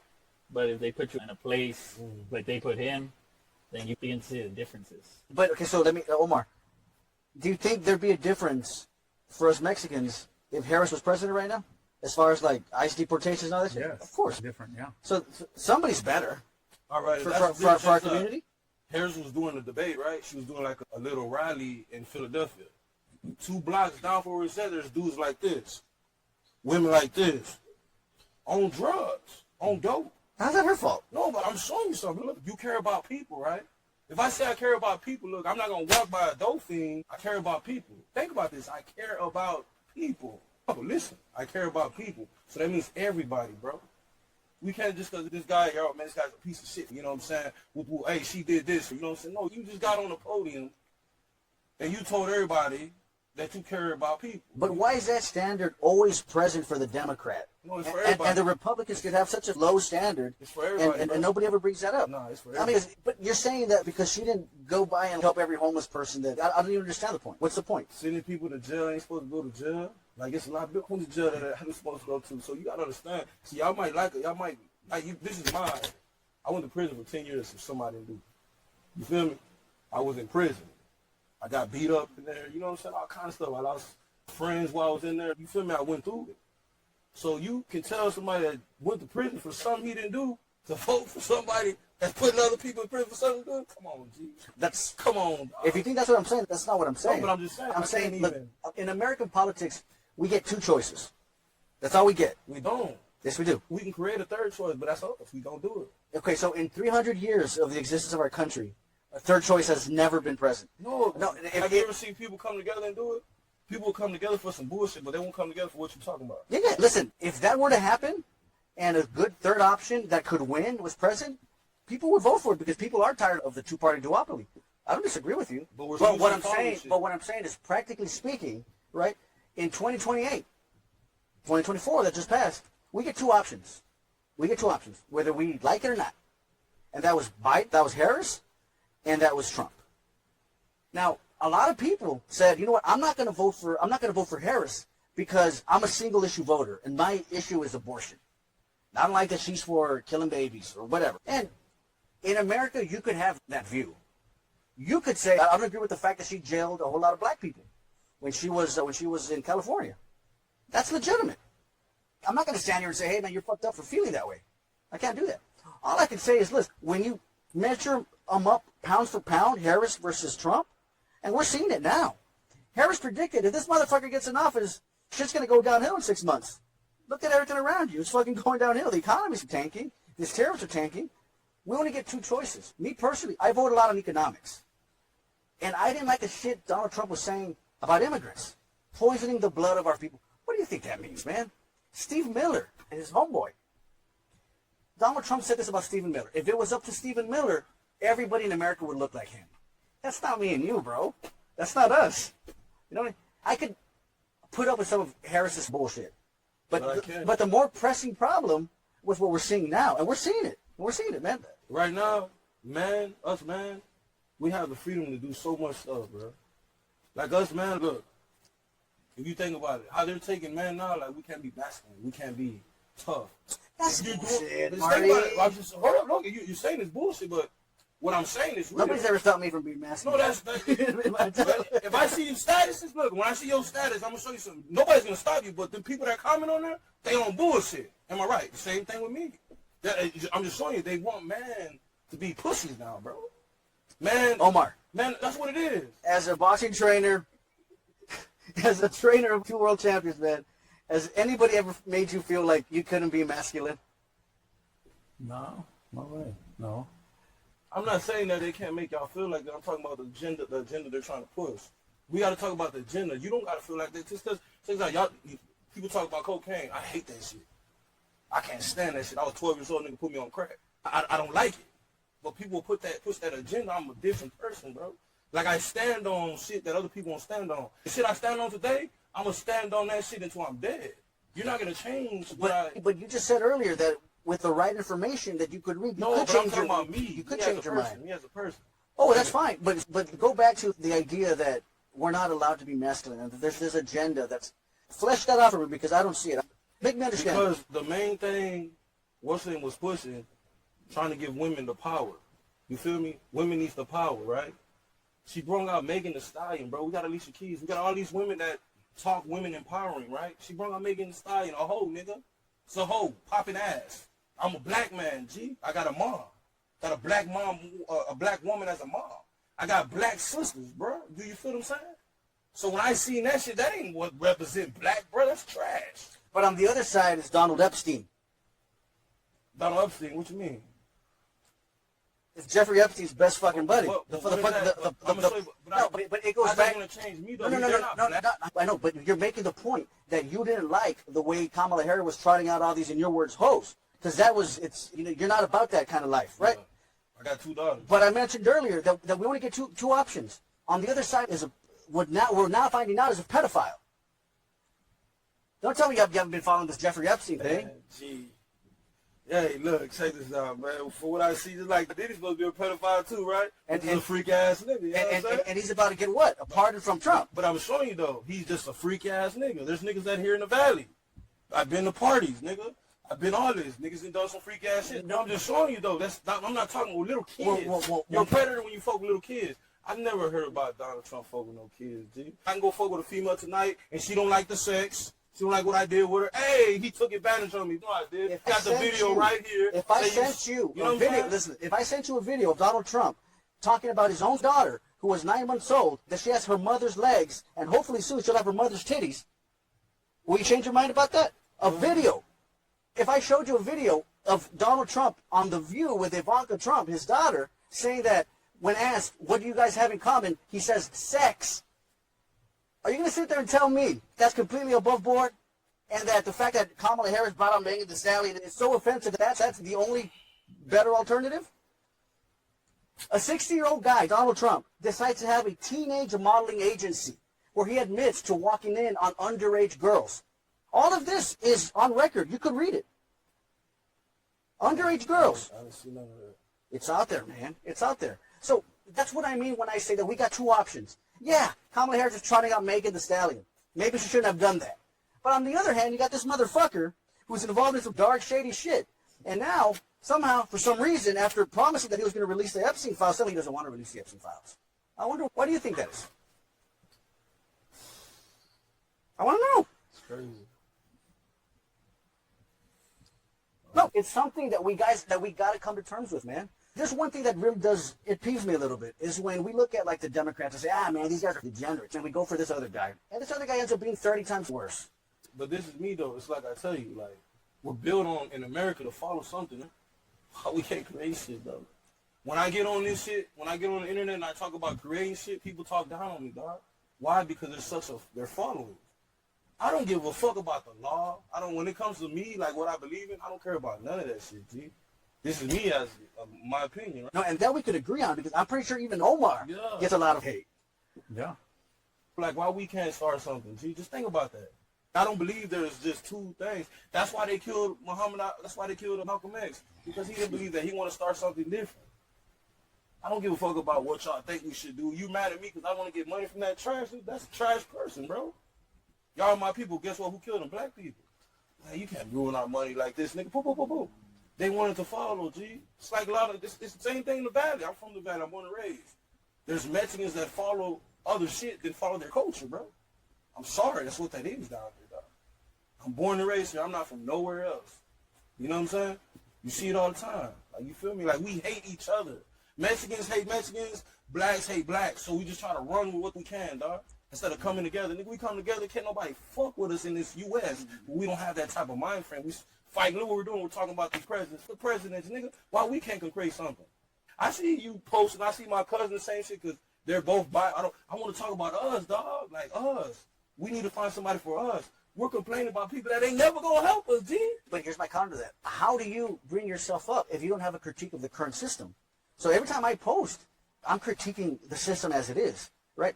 How are you going to present yourself as an alternative if you don't have a critique of the system as it is? I'm pretty sure everybody went through, when you're a kid, you were brought up in church, right? Did y'all notice about Jesus? What was Jesus' main thing? He was not trying to be like nobody else, G. He died with nothing. Just think about it. I don't want to follow what you want to do. I don't want to follow what you want to do. I don't want to follow what you want to do. I want to create something. Well, here we are. Following the law. No, I don't disagree with you. If we were having a conversation about creating a business or creating a movement or whatever, I mean, you're preaching to the choir. I mean, you're talking my language right now. I completely agree with you 100%. The only thing I'm saying, though, and the only thing a lot of us are saying, though, is that we exist under a system that, whether we like it or not, elections have consequences. Hold on. Elections have consequences. We are going through those very consequences as we speak. Hey, you know what? Hold on. Wait. Trump created something, right? When we first started, as soon as this election happened, there was things happening in the country there was a talk happening just in our jobs about how we were getting cut. Elections have consequences. People are losing their jobs right now because of crazy deportations. A lot of businesses are slowing down. Elections have consequences. If we can't talk about those consequences and if we can't address those consequences, how do you ever expect to even start a movement? A movement has to start from something. Most movements start from a critique. Well, from you. From a Just critique. you. You Right. don't gotta talk about none of the other shit. Just you. Because that don't last that long. Think about this. Everybody, when you try to expose something, What was Malcolm X doing? he was not trying to. He was trying to create something. That was Malcolm different, X was critiquing the system as it existed. That's why he got shot, man. That's what Malcolm X was doing. Martin Luther King. What was Martin Luther King doing? He was critiquing the system as it was. Right? His entire I Have a Dream speech was a critique of the system as it existed. What happened? He got shot for it. Right? You cannot start a movement without critiquing the system. Now the key is in the critique itself. If you're able to gain a following from it. That's the critique, right? Now, we live here in the Valley. Omar, we see, and I'm going to stick on this topic of deportations because there was going back to elections have consequences, there was a man from Mercedes, and this made national news, from Mercedes, Texas, just 10 minutes away. I'm going to read this real quick. This is Mercedes. For most of her life, Giovanna Galvan, and I'm going to try to get her on next week, didn't worry that her parents, both undocumented farm workers in the Rio Grande Valley, would be deported. After President Donald Trump entered his second term in office, that changed. With a new pit in her stomach, she downloaded an app to track the location of her immediate family. It didn't take long for the app to prove useful. One afternoon in January, less than 2 weeks after Trump was inaugurated for a second term, Giovanna, 29, got a panic call from her mother. Giovanna's father, Jaime Galvan Sanchez, 48 years old, had been working, driving a tractor down a road in a small town of Primera when a police officer pulled him over for obstructing the street. When Jaime couldn't produce identification, the officer called the Border Patrol. The guy could just let him go, right? Yeah. Let him go. Pinche. Because of the location tracking that Giovanna knew exactly where her father was, she rushed to the Border Patrol station in Harlingen with utility bills, property tax documents, and copies of his children's birth certificates, evidence that her father had been living in the country for decades. It was what her dad needed to prove he couldn't be deported through a process called expedited removal, which bypasses a court hearing before an immigration judge. People who had been in the U.S. for more than 2 years are not subject to expedited removal. So, under this rule, if you've been here longer than 2 years as an undocumented citizen, you have to see a judge. You can't just get picked up and get sent out, right? You have to, there's a due process, right? And he fit that. He had been here for over 2 decades. Over 25 years he had been here. So she went with these documents and she was sent away and told her father could call her later. Giovanna waited all night for that call. Finally, the next morning at around 8:45 a.m., Jaime, her dad, called from the Mexican border city of Reynosa. After living in the U.S. for more than 20 years, it took less than 24 hours for immigration officials to deport him to Mexico. Elections have consequences, man. They do, man. They just do. Listen, if that shit happened under Obama, I'd say fuck Obama. Yeah, but there's a lot of stuff. But just think about it. Check this out. Look. All right. We know in the Valley, we got people that have raped girls out here. We know that when people ain't never got caught. Everywhere, yeah. Do you feel what I'm saying? There's people that's never got caught. We probably love them people. Those are our people. But they never got caught. They're doing the same thing that we blasting this person off. Do you feel what I'm saying? This is why I say create things. Trump is not no fucking, he don't know shit about the politics. If you want to think about it, he's just a businessman. He just want to get money. That's all he was. He created something, he became a president. You never had a president like this, bro. Never. There's never been one. There's been one like that. Andrew Jackson? Nah, not like Trump, G. Yeah, no. yeah. Like Very similar. Trump was just think about it, he was a billionaire, all this shit before he became a president. It's never, dog. He didn't have to be a president, G. Think about it. What are you getting at? I was showing he created this shit. Like, this was not no politics. The shit you talking about, he didn't give a fuck about it. People just voted for him. You feel me? Why we can't do that? We're sitting here talking about a man that did what I'm trying to tell we can do. He did the same shit. He didn't do the same shit all the other politics do. He was not doing that shit. I ain't trying to deport people. No, you're not getting it. I He was hitting the beat. He was hitting the beat doing what he wanted to do and to get him the president. Why we can't do that shit? I feel you, bro. Like, we're still talking about, still on the follow the leader. Like, we're all kings right here, man. This is what it's supposed to be. We're all kings. No, you're not following the leader when you're critiquing the leader. How are we following the leader when we're critiquing the leader? But we still want to vote. So we're following the leader. Not for this leader. You got to vote for a leader. No, we Or don't. I don't have to vote for nothing. I can just talk about how I talk about myself. Everything that I don't give a who likes what I do. Murray, it's not going to stop me from doing nothing. You were knocking doors for Trump. Yeah, I know, to get some money. I'm chilling. Yeah. You feel me? I didn't care. Listen, I'm going to say it like this. I didn't give a Trump one or Harris one. I don't care about this shit. It's not going to stop me, bro. That's not going to stop me from helping kids. That's not going to stop me from stopping people getting on drugs. It don't matter who it is, bro. That's what I'm saying. I don't care. I'm just keeping it real. Like, I don't give a damn. I don't care. Well, some of us do care. I care. Yeah, but that's what I'm saying. If we care so much, why do we vote for people that don't like us? I didn't. He's the same shit with just think about it. It's two people. We pick our poison. That's what we say. They're gonna deport us quietly. This motherfucker here deport us real loud. Everybody's seeing it. Do you get it? It's the same shit. Yeah, bro. It has. All you can do is look it up. Tell you, I can see my cousin. I'm gonna see my cousin see all the shit that she sent me Obama. That's why I don't fuck with Obama no more, bro. I used to love Obama. He did it with lies. He convinced people with lies and exaggerating everything against. I understand what you're saying because Donald Epstein he's one of the biggest liars that we've ever had as president. That's just undeniable. And I know somebody's going to say, all politicians lie. I hear that a lot, right? This whataboutism is something that just drives me crazy. I guess it's not like they promise and they don't come up. Yeah. All right, look at this. So like, I just want to talk about like the whataboutism real quick. When I say, man, Trump, this guy is like one of the most corrupt motherfuckers that we've ever had running the country. He came into office, and the first thing he did was he did a meme coin, right, a shit coin, and he scammed his followers out of $10 billion, right? Imagine if Biden did that. Imagine if Clinton did that. Imagine if any of these guys did that. Don't forget about the Bibles. The Trump Bibles. From China. Trump watches. I don't say Trump. Trump phones. Like, look at his wife and sit on. And then some say he's not even getting paid.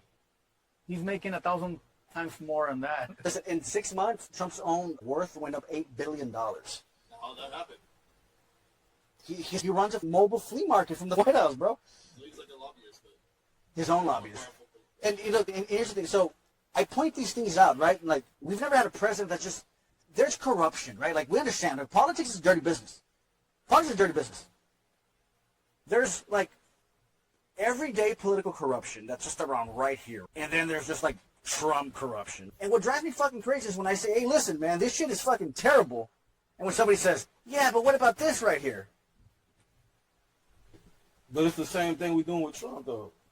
Do you feel me? You see what I mean? Like, that's what I'm talking about. Yeah, no, but it's weird, though.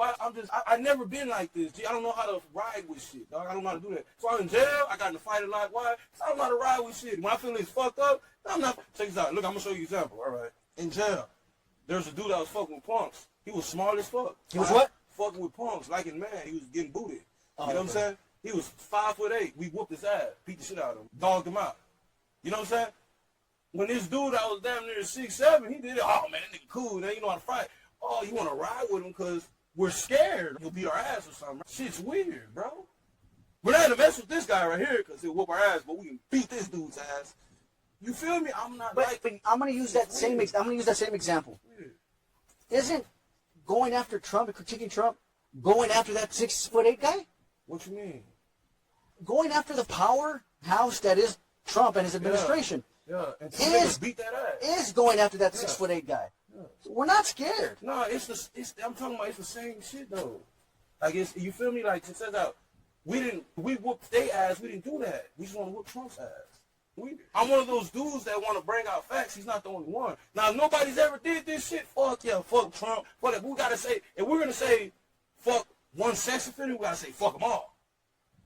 Do you feel what I'm saying? But I feel like you don't think I'm doing that. I feel like you think that I just have a boner for Trump. Yeah. Straight up. I'm keeping it real, my mama. You know what I'm saying? Shit. And that's exactly why I said earlier. You stop. Ain't nothing wrong with it, but I'm just... That's exactly... But there's a difference. This guy is a president, and the others are regular people, and this guy's still talking shit, and that's why. I get your point. Yeah, but look, all right, he's saying some factual shit. That's factual. But guess what about the other ones? Fuck the other ones too. If the other ones are that we didn't do all that. listen, We're quiet about it. But Trump's president right now. No, but I'm talking about the other ones our president. We ain't do none of that shit. Give me an example. I just sit and told you Obama was doing the same shit, bro. I'm gonna get you. I'm gonna send. Okay, you. send me that. what Send my me cousin that. sent me, bro. But my response to you was different. My response to you, Obama. quiet about it. Fuck no. Obama wasn't invading churches. You were quiet about What it. you mean he was? I was in jail. I was in jail prison. I didn't give a fuck about that shit. I was in jail. Because of Obama? No, I was when Obama was president, bro. I was locked up in prison, dog. But you're completely misunderstanding my point. Yeah, because you're saying that I'm not critiquing Obama. Yeah. What I'm saying is that if Obama was doing the exact same shit as Trump, What about Biden? fuck Obama. He was doing the same shit, Biden. Did you hear me right now or not? I said if Obama... You're saying it now, but when it was happening, do you see what I'm saying? Just like you, when Obama was president, I didn't give a fuck about politics. You know what? No, as a matter of fact, when Obama was president, I voted for John McCain. And I voted for Mitt Romney, so I was talking even more shit about Obama. Yeah, so no. So you're wrong about that. Well, because I'm just saying, but why? Because I said Obama at the time. But that's why, because you was hearing facts. If this guy's coming from another country, right? Supposedly, because he's not born in the U.S. They say he's born in the U.S. Who? Born in the US. Obama. Obama's not born in the U.S., G. Bro. That's what Trump said. He was born in Hawaii, right? I thought he was born in the overseas or something. Hawaii. He was born in Hawaii. Oh, yeah, overseas, Hawaii. Hawaii, U.S. Hey, you're not wrong about that one. Overseas, he's born in Hawaii. He brought his birth certificate. Remember? Trump was there and he brought it. Even Bill O'Reilly was like, told Trump, dude, you should give it up, man. No, bro. Bro, it's 2025. How do you still believe that? You don't think Obama was even an American citizen? Nah, it's not. This is this is what I'm seeing on him. I just go by for what I see, right? The argument that everybody has is about the main thing, the portion, right? You feel me? I want y'all to hear this shit deep. When they did that Black Lives Matter, I didn't really give a fuck about this, that I'm black, dog. You don't take a rocket science to see that, you know what I mean? I'm black. So when they did the Black Lives Matter, right, you know what I'm saying? They did it down here. I was in a video, you know what I'm saying? I did a live video. You know how many people was telling me out here, you need to go back to where you come from and all that shit. Like, I still got the video. I saved that bitch. You know what I'm saying? It's over 2,000 comments on that from the Valley. You need to go back to where you come from. I'm from here, nigga. I'm born and raised down here. I was in prison, repping the 956, probably more than you, mother. You feel me? So how you mean I gotta go somewhere else? Nigga, I'm here. I haven't left the 956. Nigga, I can go to Mississippi. So my family's there. I can go to Mississippi. I can go so many places, bro. Here. You know why? Because we're so small-minded and lost, nigga. We don't have a mind of our own. We don't speak for ourselves, You bro. learn Spanish and then they'll believe you. No, you see it? It should be like that. You feel me? The other day I was asking the dude, like, man, check this out. When I feed the homeless, you know how many black people I fed that was homeless? None. I ain't fed one black and homeless nigga at all. And I did that shit about 7, 8 times, bro. You feel me? So when I hear people say certain shit, I'm out here really doing it. So I don't really, you know, I don't get into all that shit. See, but what I want to ask you start is, something for real. What do you think they meant when they said go back to your country? Go back to where you come from? Man, I'm talking about Africa and shit like that, bro. It's weird. Or probably upstate or... Nah, G, I'm telling you, I see them comments. From here, here? dog. And so look, I'm gonna show you how fucked up this is. Look, I check this believe out. that shit. And look, Yeah. I'm not, dog. I'll never be racist. So I'm from here, dog. I'll never be racist. That same chick that told me to go back, her dad got deported. She was crying on Facebook. Cosmic justice, man. She was crying on Facebook, and I was like, man, that's fucked up. I'm still here in the valley. I can't, you know what I'm saying? What do you want me to do about that? How could I feel? Like, how, G? Like, tell me, like, if you come to me and tell me, hey, I want you to feel some type of way, how can I feel some type of way? No, man, look, listen, I'm speaking as somebody who was born and raised in the valley, bro. There's a lot of racism towards black people. Yeah, you know what I'm saying? You got to think about this. When I've never shown, dog, look, I've been to people's house, dog. I had to sit outside, nigga. I had to sit outside when I was a young dude. I sit outside because the mom say, man, he might steal or whatever. Nigga, I ain't never stole shit. I'm 8, 9 years old. I'm the only black kid in that bitch. That's fucked up. I'm born and raised here, G, so you got to understand. That's why I said we have to be bigger-minded than this shit. Fuck Trump, fuck Harris. Nigga, let's start our own shit. And it's hard for us to do that. Because you just said we got to have two. Nigga, fuck that. That's not the God way. Fuck that way. And if I got to die to start my way, oh, nigga, people are scared. You just, what did God tell that motherfucker? Say, hey, come over here. Walk up in this water. Nigga, ain't everybody around this bitch afraid to drown. Show me one person that's not. Everybody's scared to drown, G. Nobody wants to walk on the water, stay on the surface and say, hey, look at this shit. Nigga, get your bitch ass on this water over here with me. Come over on this water. You got faith? Fuck, we got to follow 2 people for, bro. That's all I'm saying. So that sounds beautiful. That's great. No, So that sounds beautiful. That's a nice performance. I like that. But how do you put that into action? How do we put that? No, because it's easy to say we start our own shit and be Pollyanna about it. What's Bro, step? it starts with one person. So what's step 2? We're doing it right now. What we're doing right now is that's what that is. So what we're doing. So what's step 3? Step 3, I don't know. Whatever comes by, what it goes, brother. You can't. Okay. So that's my point, right? Is that why do we gotta hold up? You're asking me this, but you didn't ask none of them presidents. Do you see what I'm saying? Get one of those motherfuckers out here. Trust me, I'll ask them. Though you didn't though. We can sit here and say you didn't because you still picked a side. You're going with a side. You did. Do you feel me? I didn't give a fuck. I didn't care who won or not, bro. When I was going to talk to people, I was like, no, I'm gonna tell you real shit. I don't give a fuck who wins the president. I got videos. I don't give a fuck who wins the president. Bro, I'm just out here getting his money. Fuck the president. As somebody who voted Republican my entire fucking life, I voted Republican my entire life. I voted as soon as I was old enough to vote. I voted for Bush, his second term. I voted for McCain in 2008. I voted for Romney in 2016. I even voted for Trump in 2016. In 2019, I got my head out of my ass. Okay? In 2020, even in 2020, bro, when Biden was president, I couldn't even bring myself to vote for a fucking Democrat because I voted Republican my entire fucking life. What's your name? In 2024, I'm not done yet. In 2024, I voted for Harris. All right, what's your name? For the very, very first time in my life, I voted for Harris. What's your name? Well, I'm not finished yet, though. Hold on. I'll answer your question. So after I voted for fucking Harris, people just like you asked me the question, why would you do that? And my answer is the exact same as I told you earlier. Because we get 2 fucking choices in this system that we got.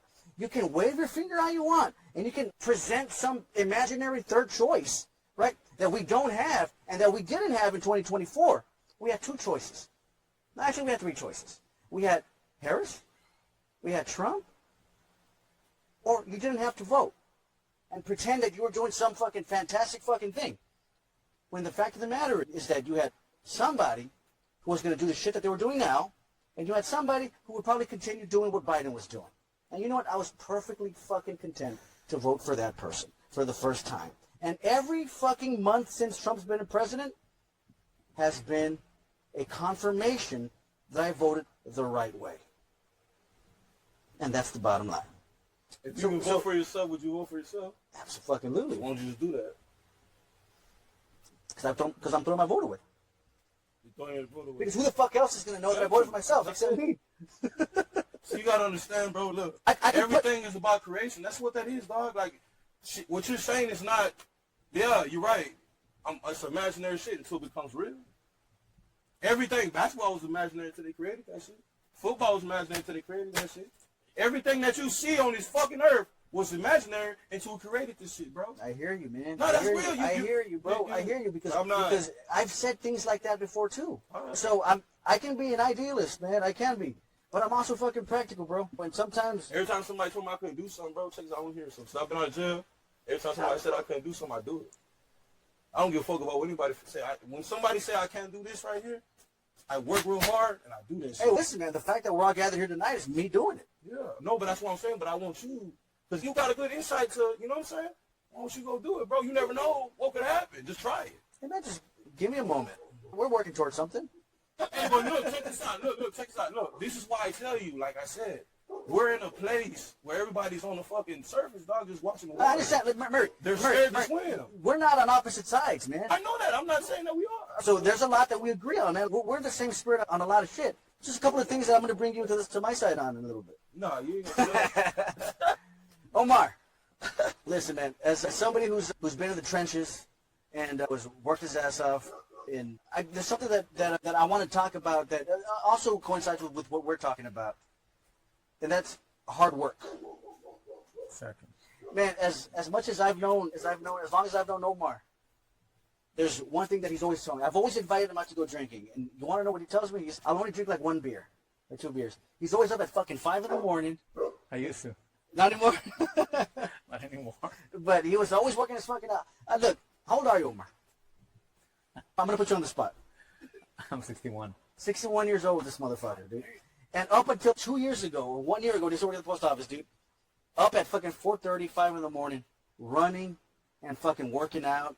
And discipline. No, what I'm trying to get to is the discipline. Yeah. The discipline that I didn't have, man. Because there's one time I was at Applebee's and I saw him at Applebee's. And I'm already fucking drunk and fucking feeling good and shit. And this guy, he's sitting on his 1 beer. And I asked him, hey, do you want another? I'm just drinking 1. I'm like, motherfucker. And I was single at the time, so I can say this. there was girls around us, right? And I'm thinking to myself, man, bro, there's like all of this, there's goodness around us, right? Like a good night. But the discipline to say, you know what, I'm just going to drink one beer and I got to be up later. People understand that. Man, no, that's what separates the doers from the talkers is the fucking discipline. And I got to give you credit for that, man. Is that if there's one thing that Omar's always had is the discipline. At night, I was creating in my head how to train my kids. I wasn't a pro fighter or an amateur fighter, but I got bullied a lot in school in Raymondville. Okay. I came from Mexico. So I learned how to fight. At an early age, I had to learn how to fight. So I said my kids aren't going to go through that. But you know what? They didn't fight in the streets. Put them in the ring and look at their performance. And they whooped ass. Yes. They earned the respect. But I was hard on them. I was really hard on them, and with a full-time job, and I also managed them. Yeah. I managed them, and I trained them, and I guided them, both of them. And I remember the matchmaker from PBC, the biggest promotional company in the world. He told me, Mr. Figueroa, you're the first father-manager trainer that has not refused an opponent for your sons. I never refused an opponent.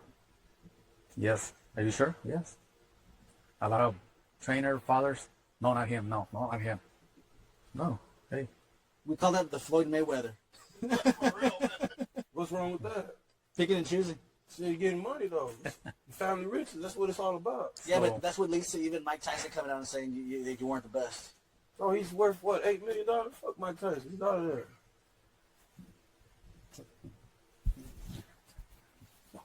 And there's one thing that I remember you always talking about is huevos, right? Yes. And there's something I want to ask you about because Brandon and Omar, they had very similar styles. Balls to the wall, fucking body blows, and fucking like in the trenches, man, just like up close. Was that from you? Yeah, Was that that just like- was was my that- training. They fight left and right, so their opponents would get confused because now the punches are coming from a different angle, and they switch in a round.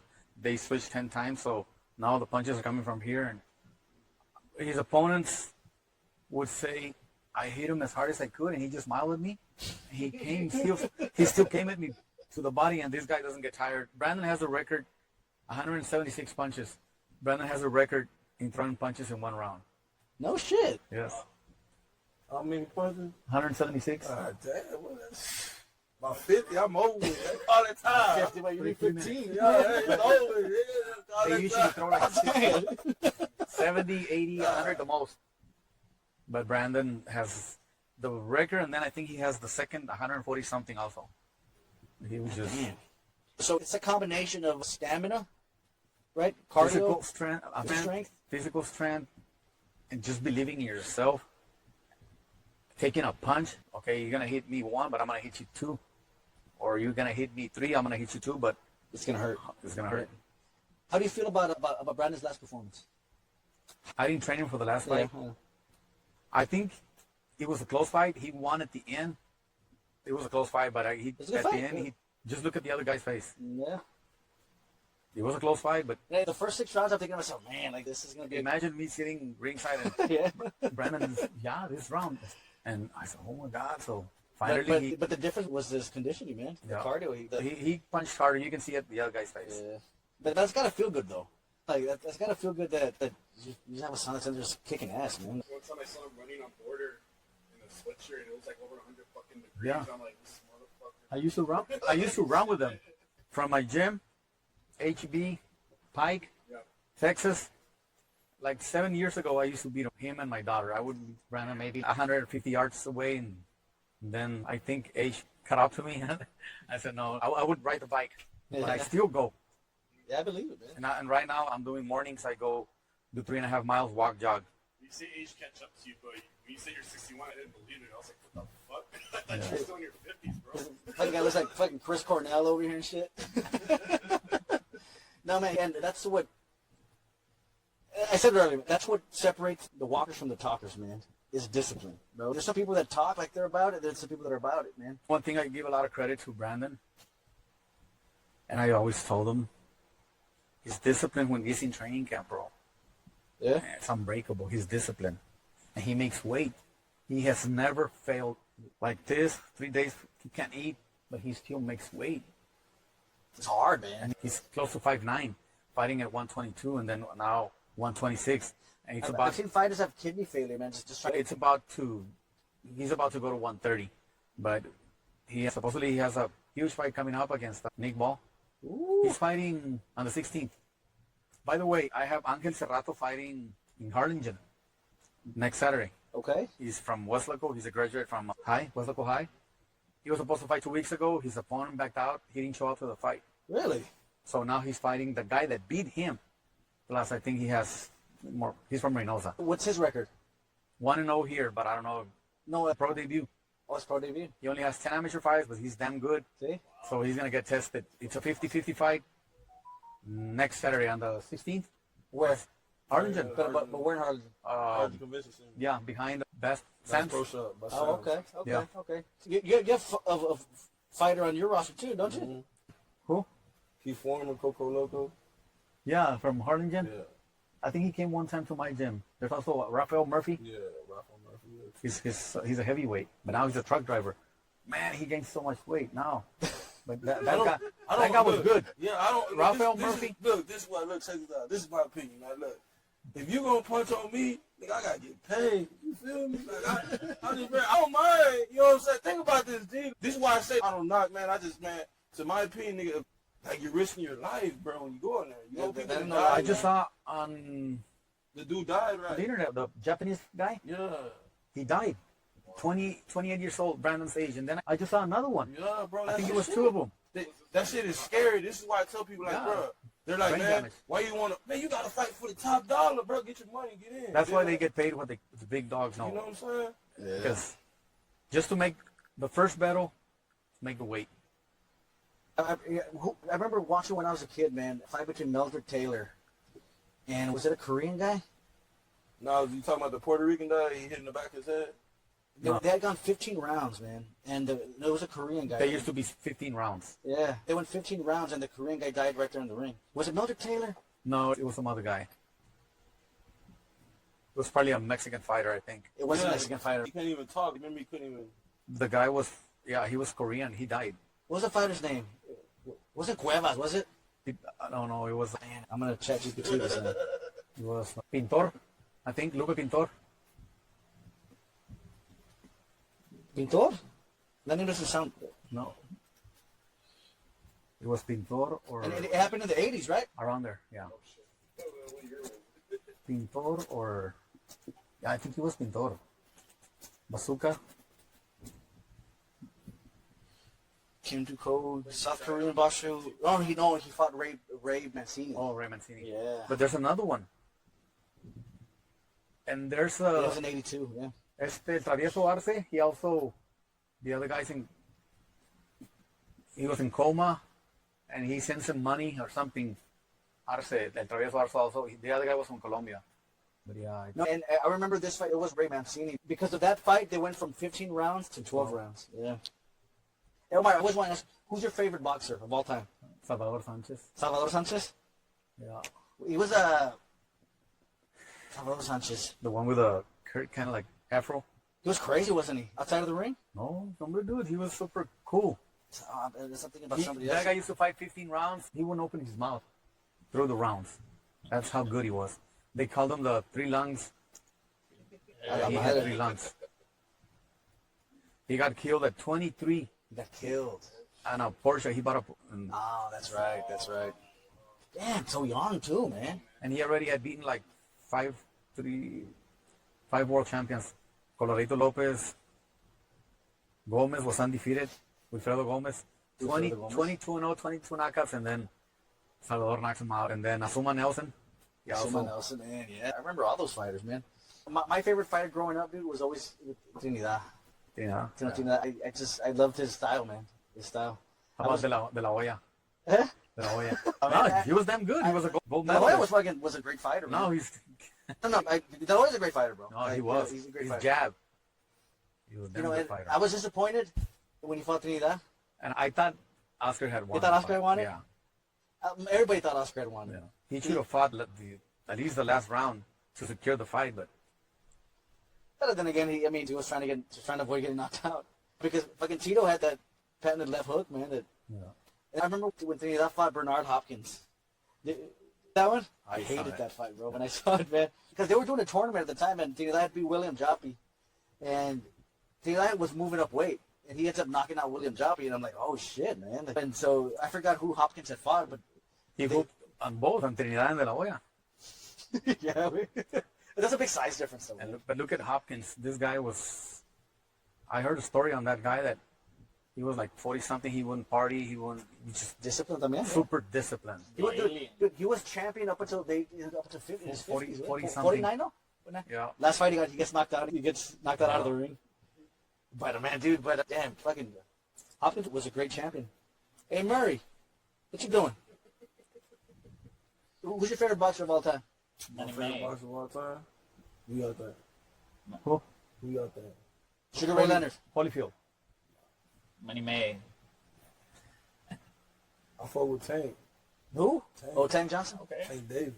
Oh, yeah, Tank Davis. Gervonta. Brandon was supposed to fight in Houston. I think it was last year, 2 years ago. And he was fucking around. I don't know what happened, and they canceled it. So we stayed 4 months in Vegas. We stayed 4 months. He was supposed to fight December 14th. Then 2 weeks prior to the fight, they canceled it. So then we fought on the Benavides card. Yeah. On February 1st. So I came back, and I was 4 months out. Man, what the fuck's over, man? This guy's living the life. See, you got to look at it. Look, this is why I say, look, things like what he had said, the trainers mean something, bro. Gervonta Davis didn't train with his trainer on that last fight. I'm going to get his ass whooped. If you go in, this is my opinion, you go in and see people get big-headed. They get in the fucking, get a little money and start getting big-headed. Man, fuck that. You go in what you came in with. Yeah. You feel me? And you always got to keep your feet on the ground. Yeah, G, because those people right there, just think about it. Whoever you come in with, they love you before you had that shit. So they're always going to keep you grounded. Fuck humble. I hate that fucking word. I can't stand that word. I've heard you say that before. But grounded, they're always going to keep you grounded, bro, and let you know, hey, you feel me? And that's what Devontae, he said, man, I'm going to go get somebody to go Hollywood. He almost lost. You on the cool, you did lose. You feel me? They just hate you because you Devontae. But I'm just saying, like, that's one thing I didn't, you know what I'm saying? I always paid attention. Just like you got some football players, the wide receivers, they got their trainers, bro. As soon as you like, man, that motherfucker was trash this year. He's fat as fuck. He's with the same trainer, man. You know what I'm saying? Let's go, G. I don't know why people switch up. Just stay, man. If somebody got you to stardom, like you star now, bro, stay with that person. Unless they die. Mike Tyson was uncircumcised. Yeah. You feel me? His trainer died, bro. But everybody else, they ain't got no excuse, dog. They want to train because they want to trade these like they say, if it's not broken, it's not broken, don't fix it. Yeah. You're fucking undefeated. What the fuck is wrong? And 9 times 10, I'm going to show you something. Look, this is real shit. This is to everything, though. Music, work, boxing, football, whatever, dog. Wherever you have by your side, as your woman, that shit has a lot to do with your success, G. Because that bitch can either sabotage what you got going on, or she can make your life the best ever, dog. That ain't no lie right there, man. It don't matter what you do in life, G. I'm telling you right now. Just think about it. Look. Yeah, there's women that'll suck the energy out of you. What? Yeah. Hey, bro, look. Not in a good way. Yeah, let's say you're trying to rap. You're a rapper, right? You gotta think. In order to write music, you gotta think. So if your bitch make you mad, you're fucked up. You can't think. Yeah. You're boxing. You're in there fighting 3 people. You're fighting your girl. You're fighting this nigga right here. You fight yourself. That's the truth, man. You know what I'm saying? Yeah. Bro, I speak facts, dog, because I know what I see. They go to training camp, then if the girl doesn't answer, oh shit, she's fucking around. You feel me, dog? I'm telling you, G. Yeah. Hey, I'm telling you, dog. I'm telling you, man. I used to just watch shit, right? Because like I said, when I first got out of jail, bro, you got to look at, before I went to jail, I was raised by my mom. So I looked at guys are just where most guys are piece of shit because I ain't had no dad. Just think about that. Like when niggas say something, like you're trash.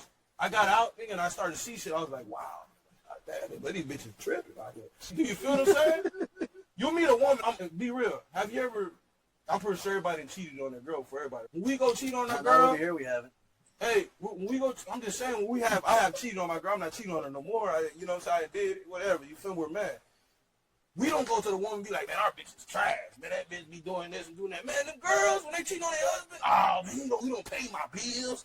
He fucking sleeps all day. I'm talking about they drag him through the fucking, they drag him through the thing. Do you feel me?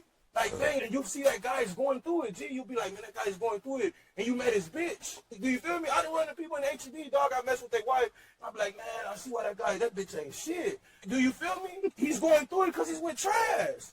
If you with somebody that's not gonna, when you wake up, dog, happy that you there, dog, what the fuck? You think we gonna like you? Yeah, that's the fucking choice thing you said tonight. Yeah, man, like, your partner, It has a lot to do with your success. it almost has everything to do with it, man. Tell me, dog. If you're with the wrong person, they can just suck the fucking motivation, the fucking inspiration. They can suck everything out of you, man. Make you fucking miserable.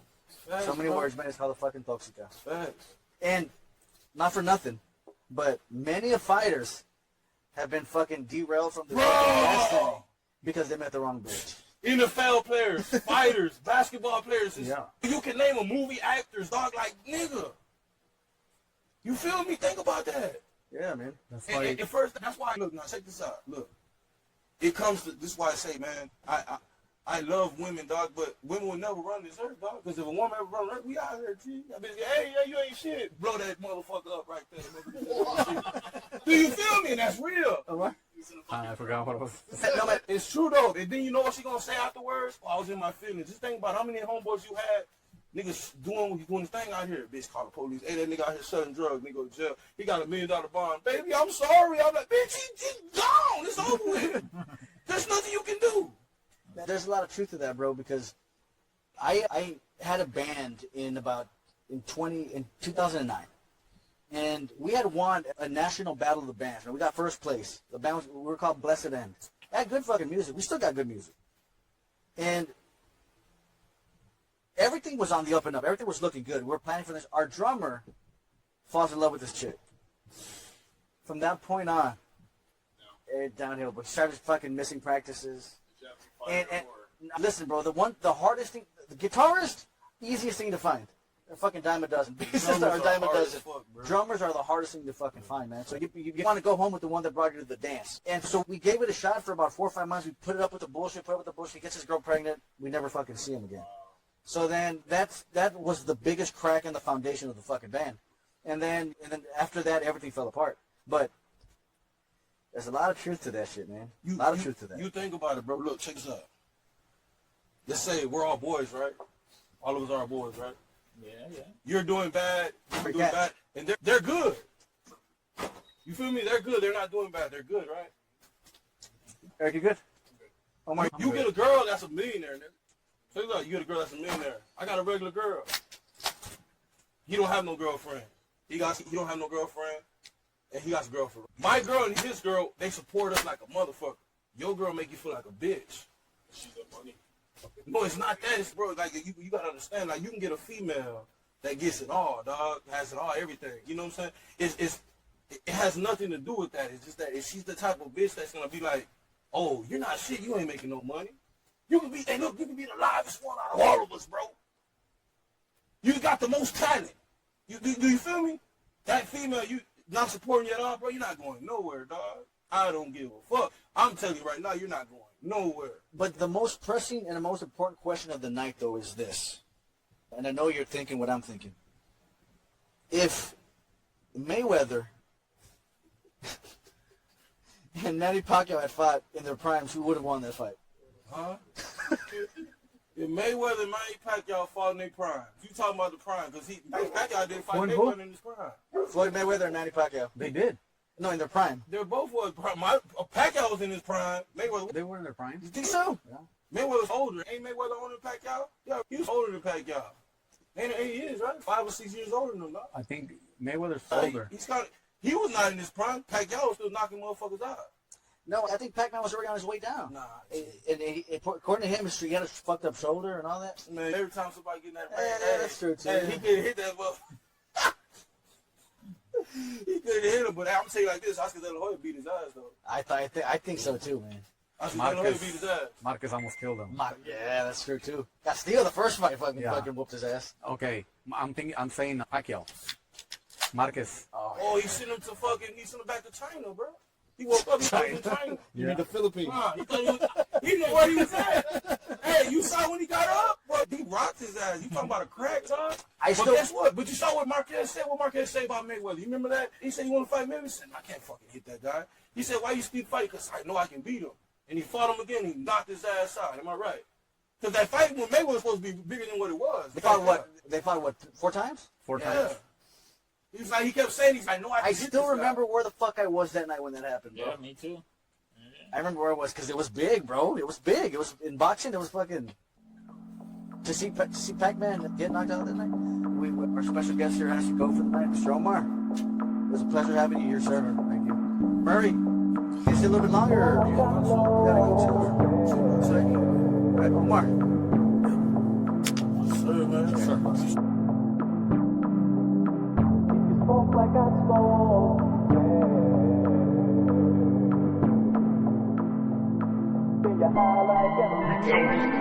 the achievements, it's convenient when you don't have disagreement. They say it's uneven, I gotta get rid of these demons. Steven, they thieving, now they wasn't believing. No time for the greeting, please tell me who's sleeping. I'm running through the LP palm trees. I'm Kobe with the 5 rings, cold blood running through my IV. Silent drums levitating while I'm meditating. Yeah, I pray that I see the day that I get my day.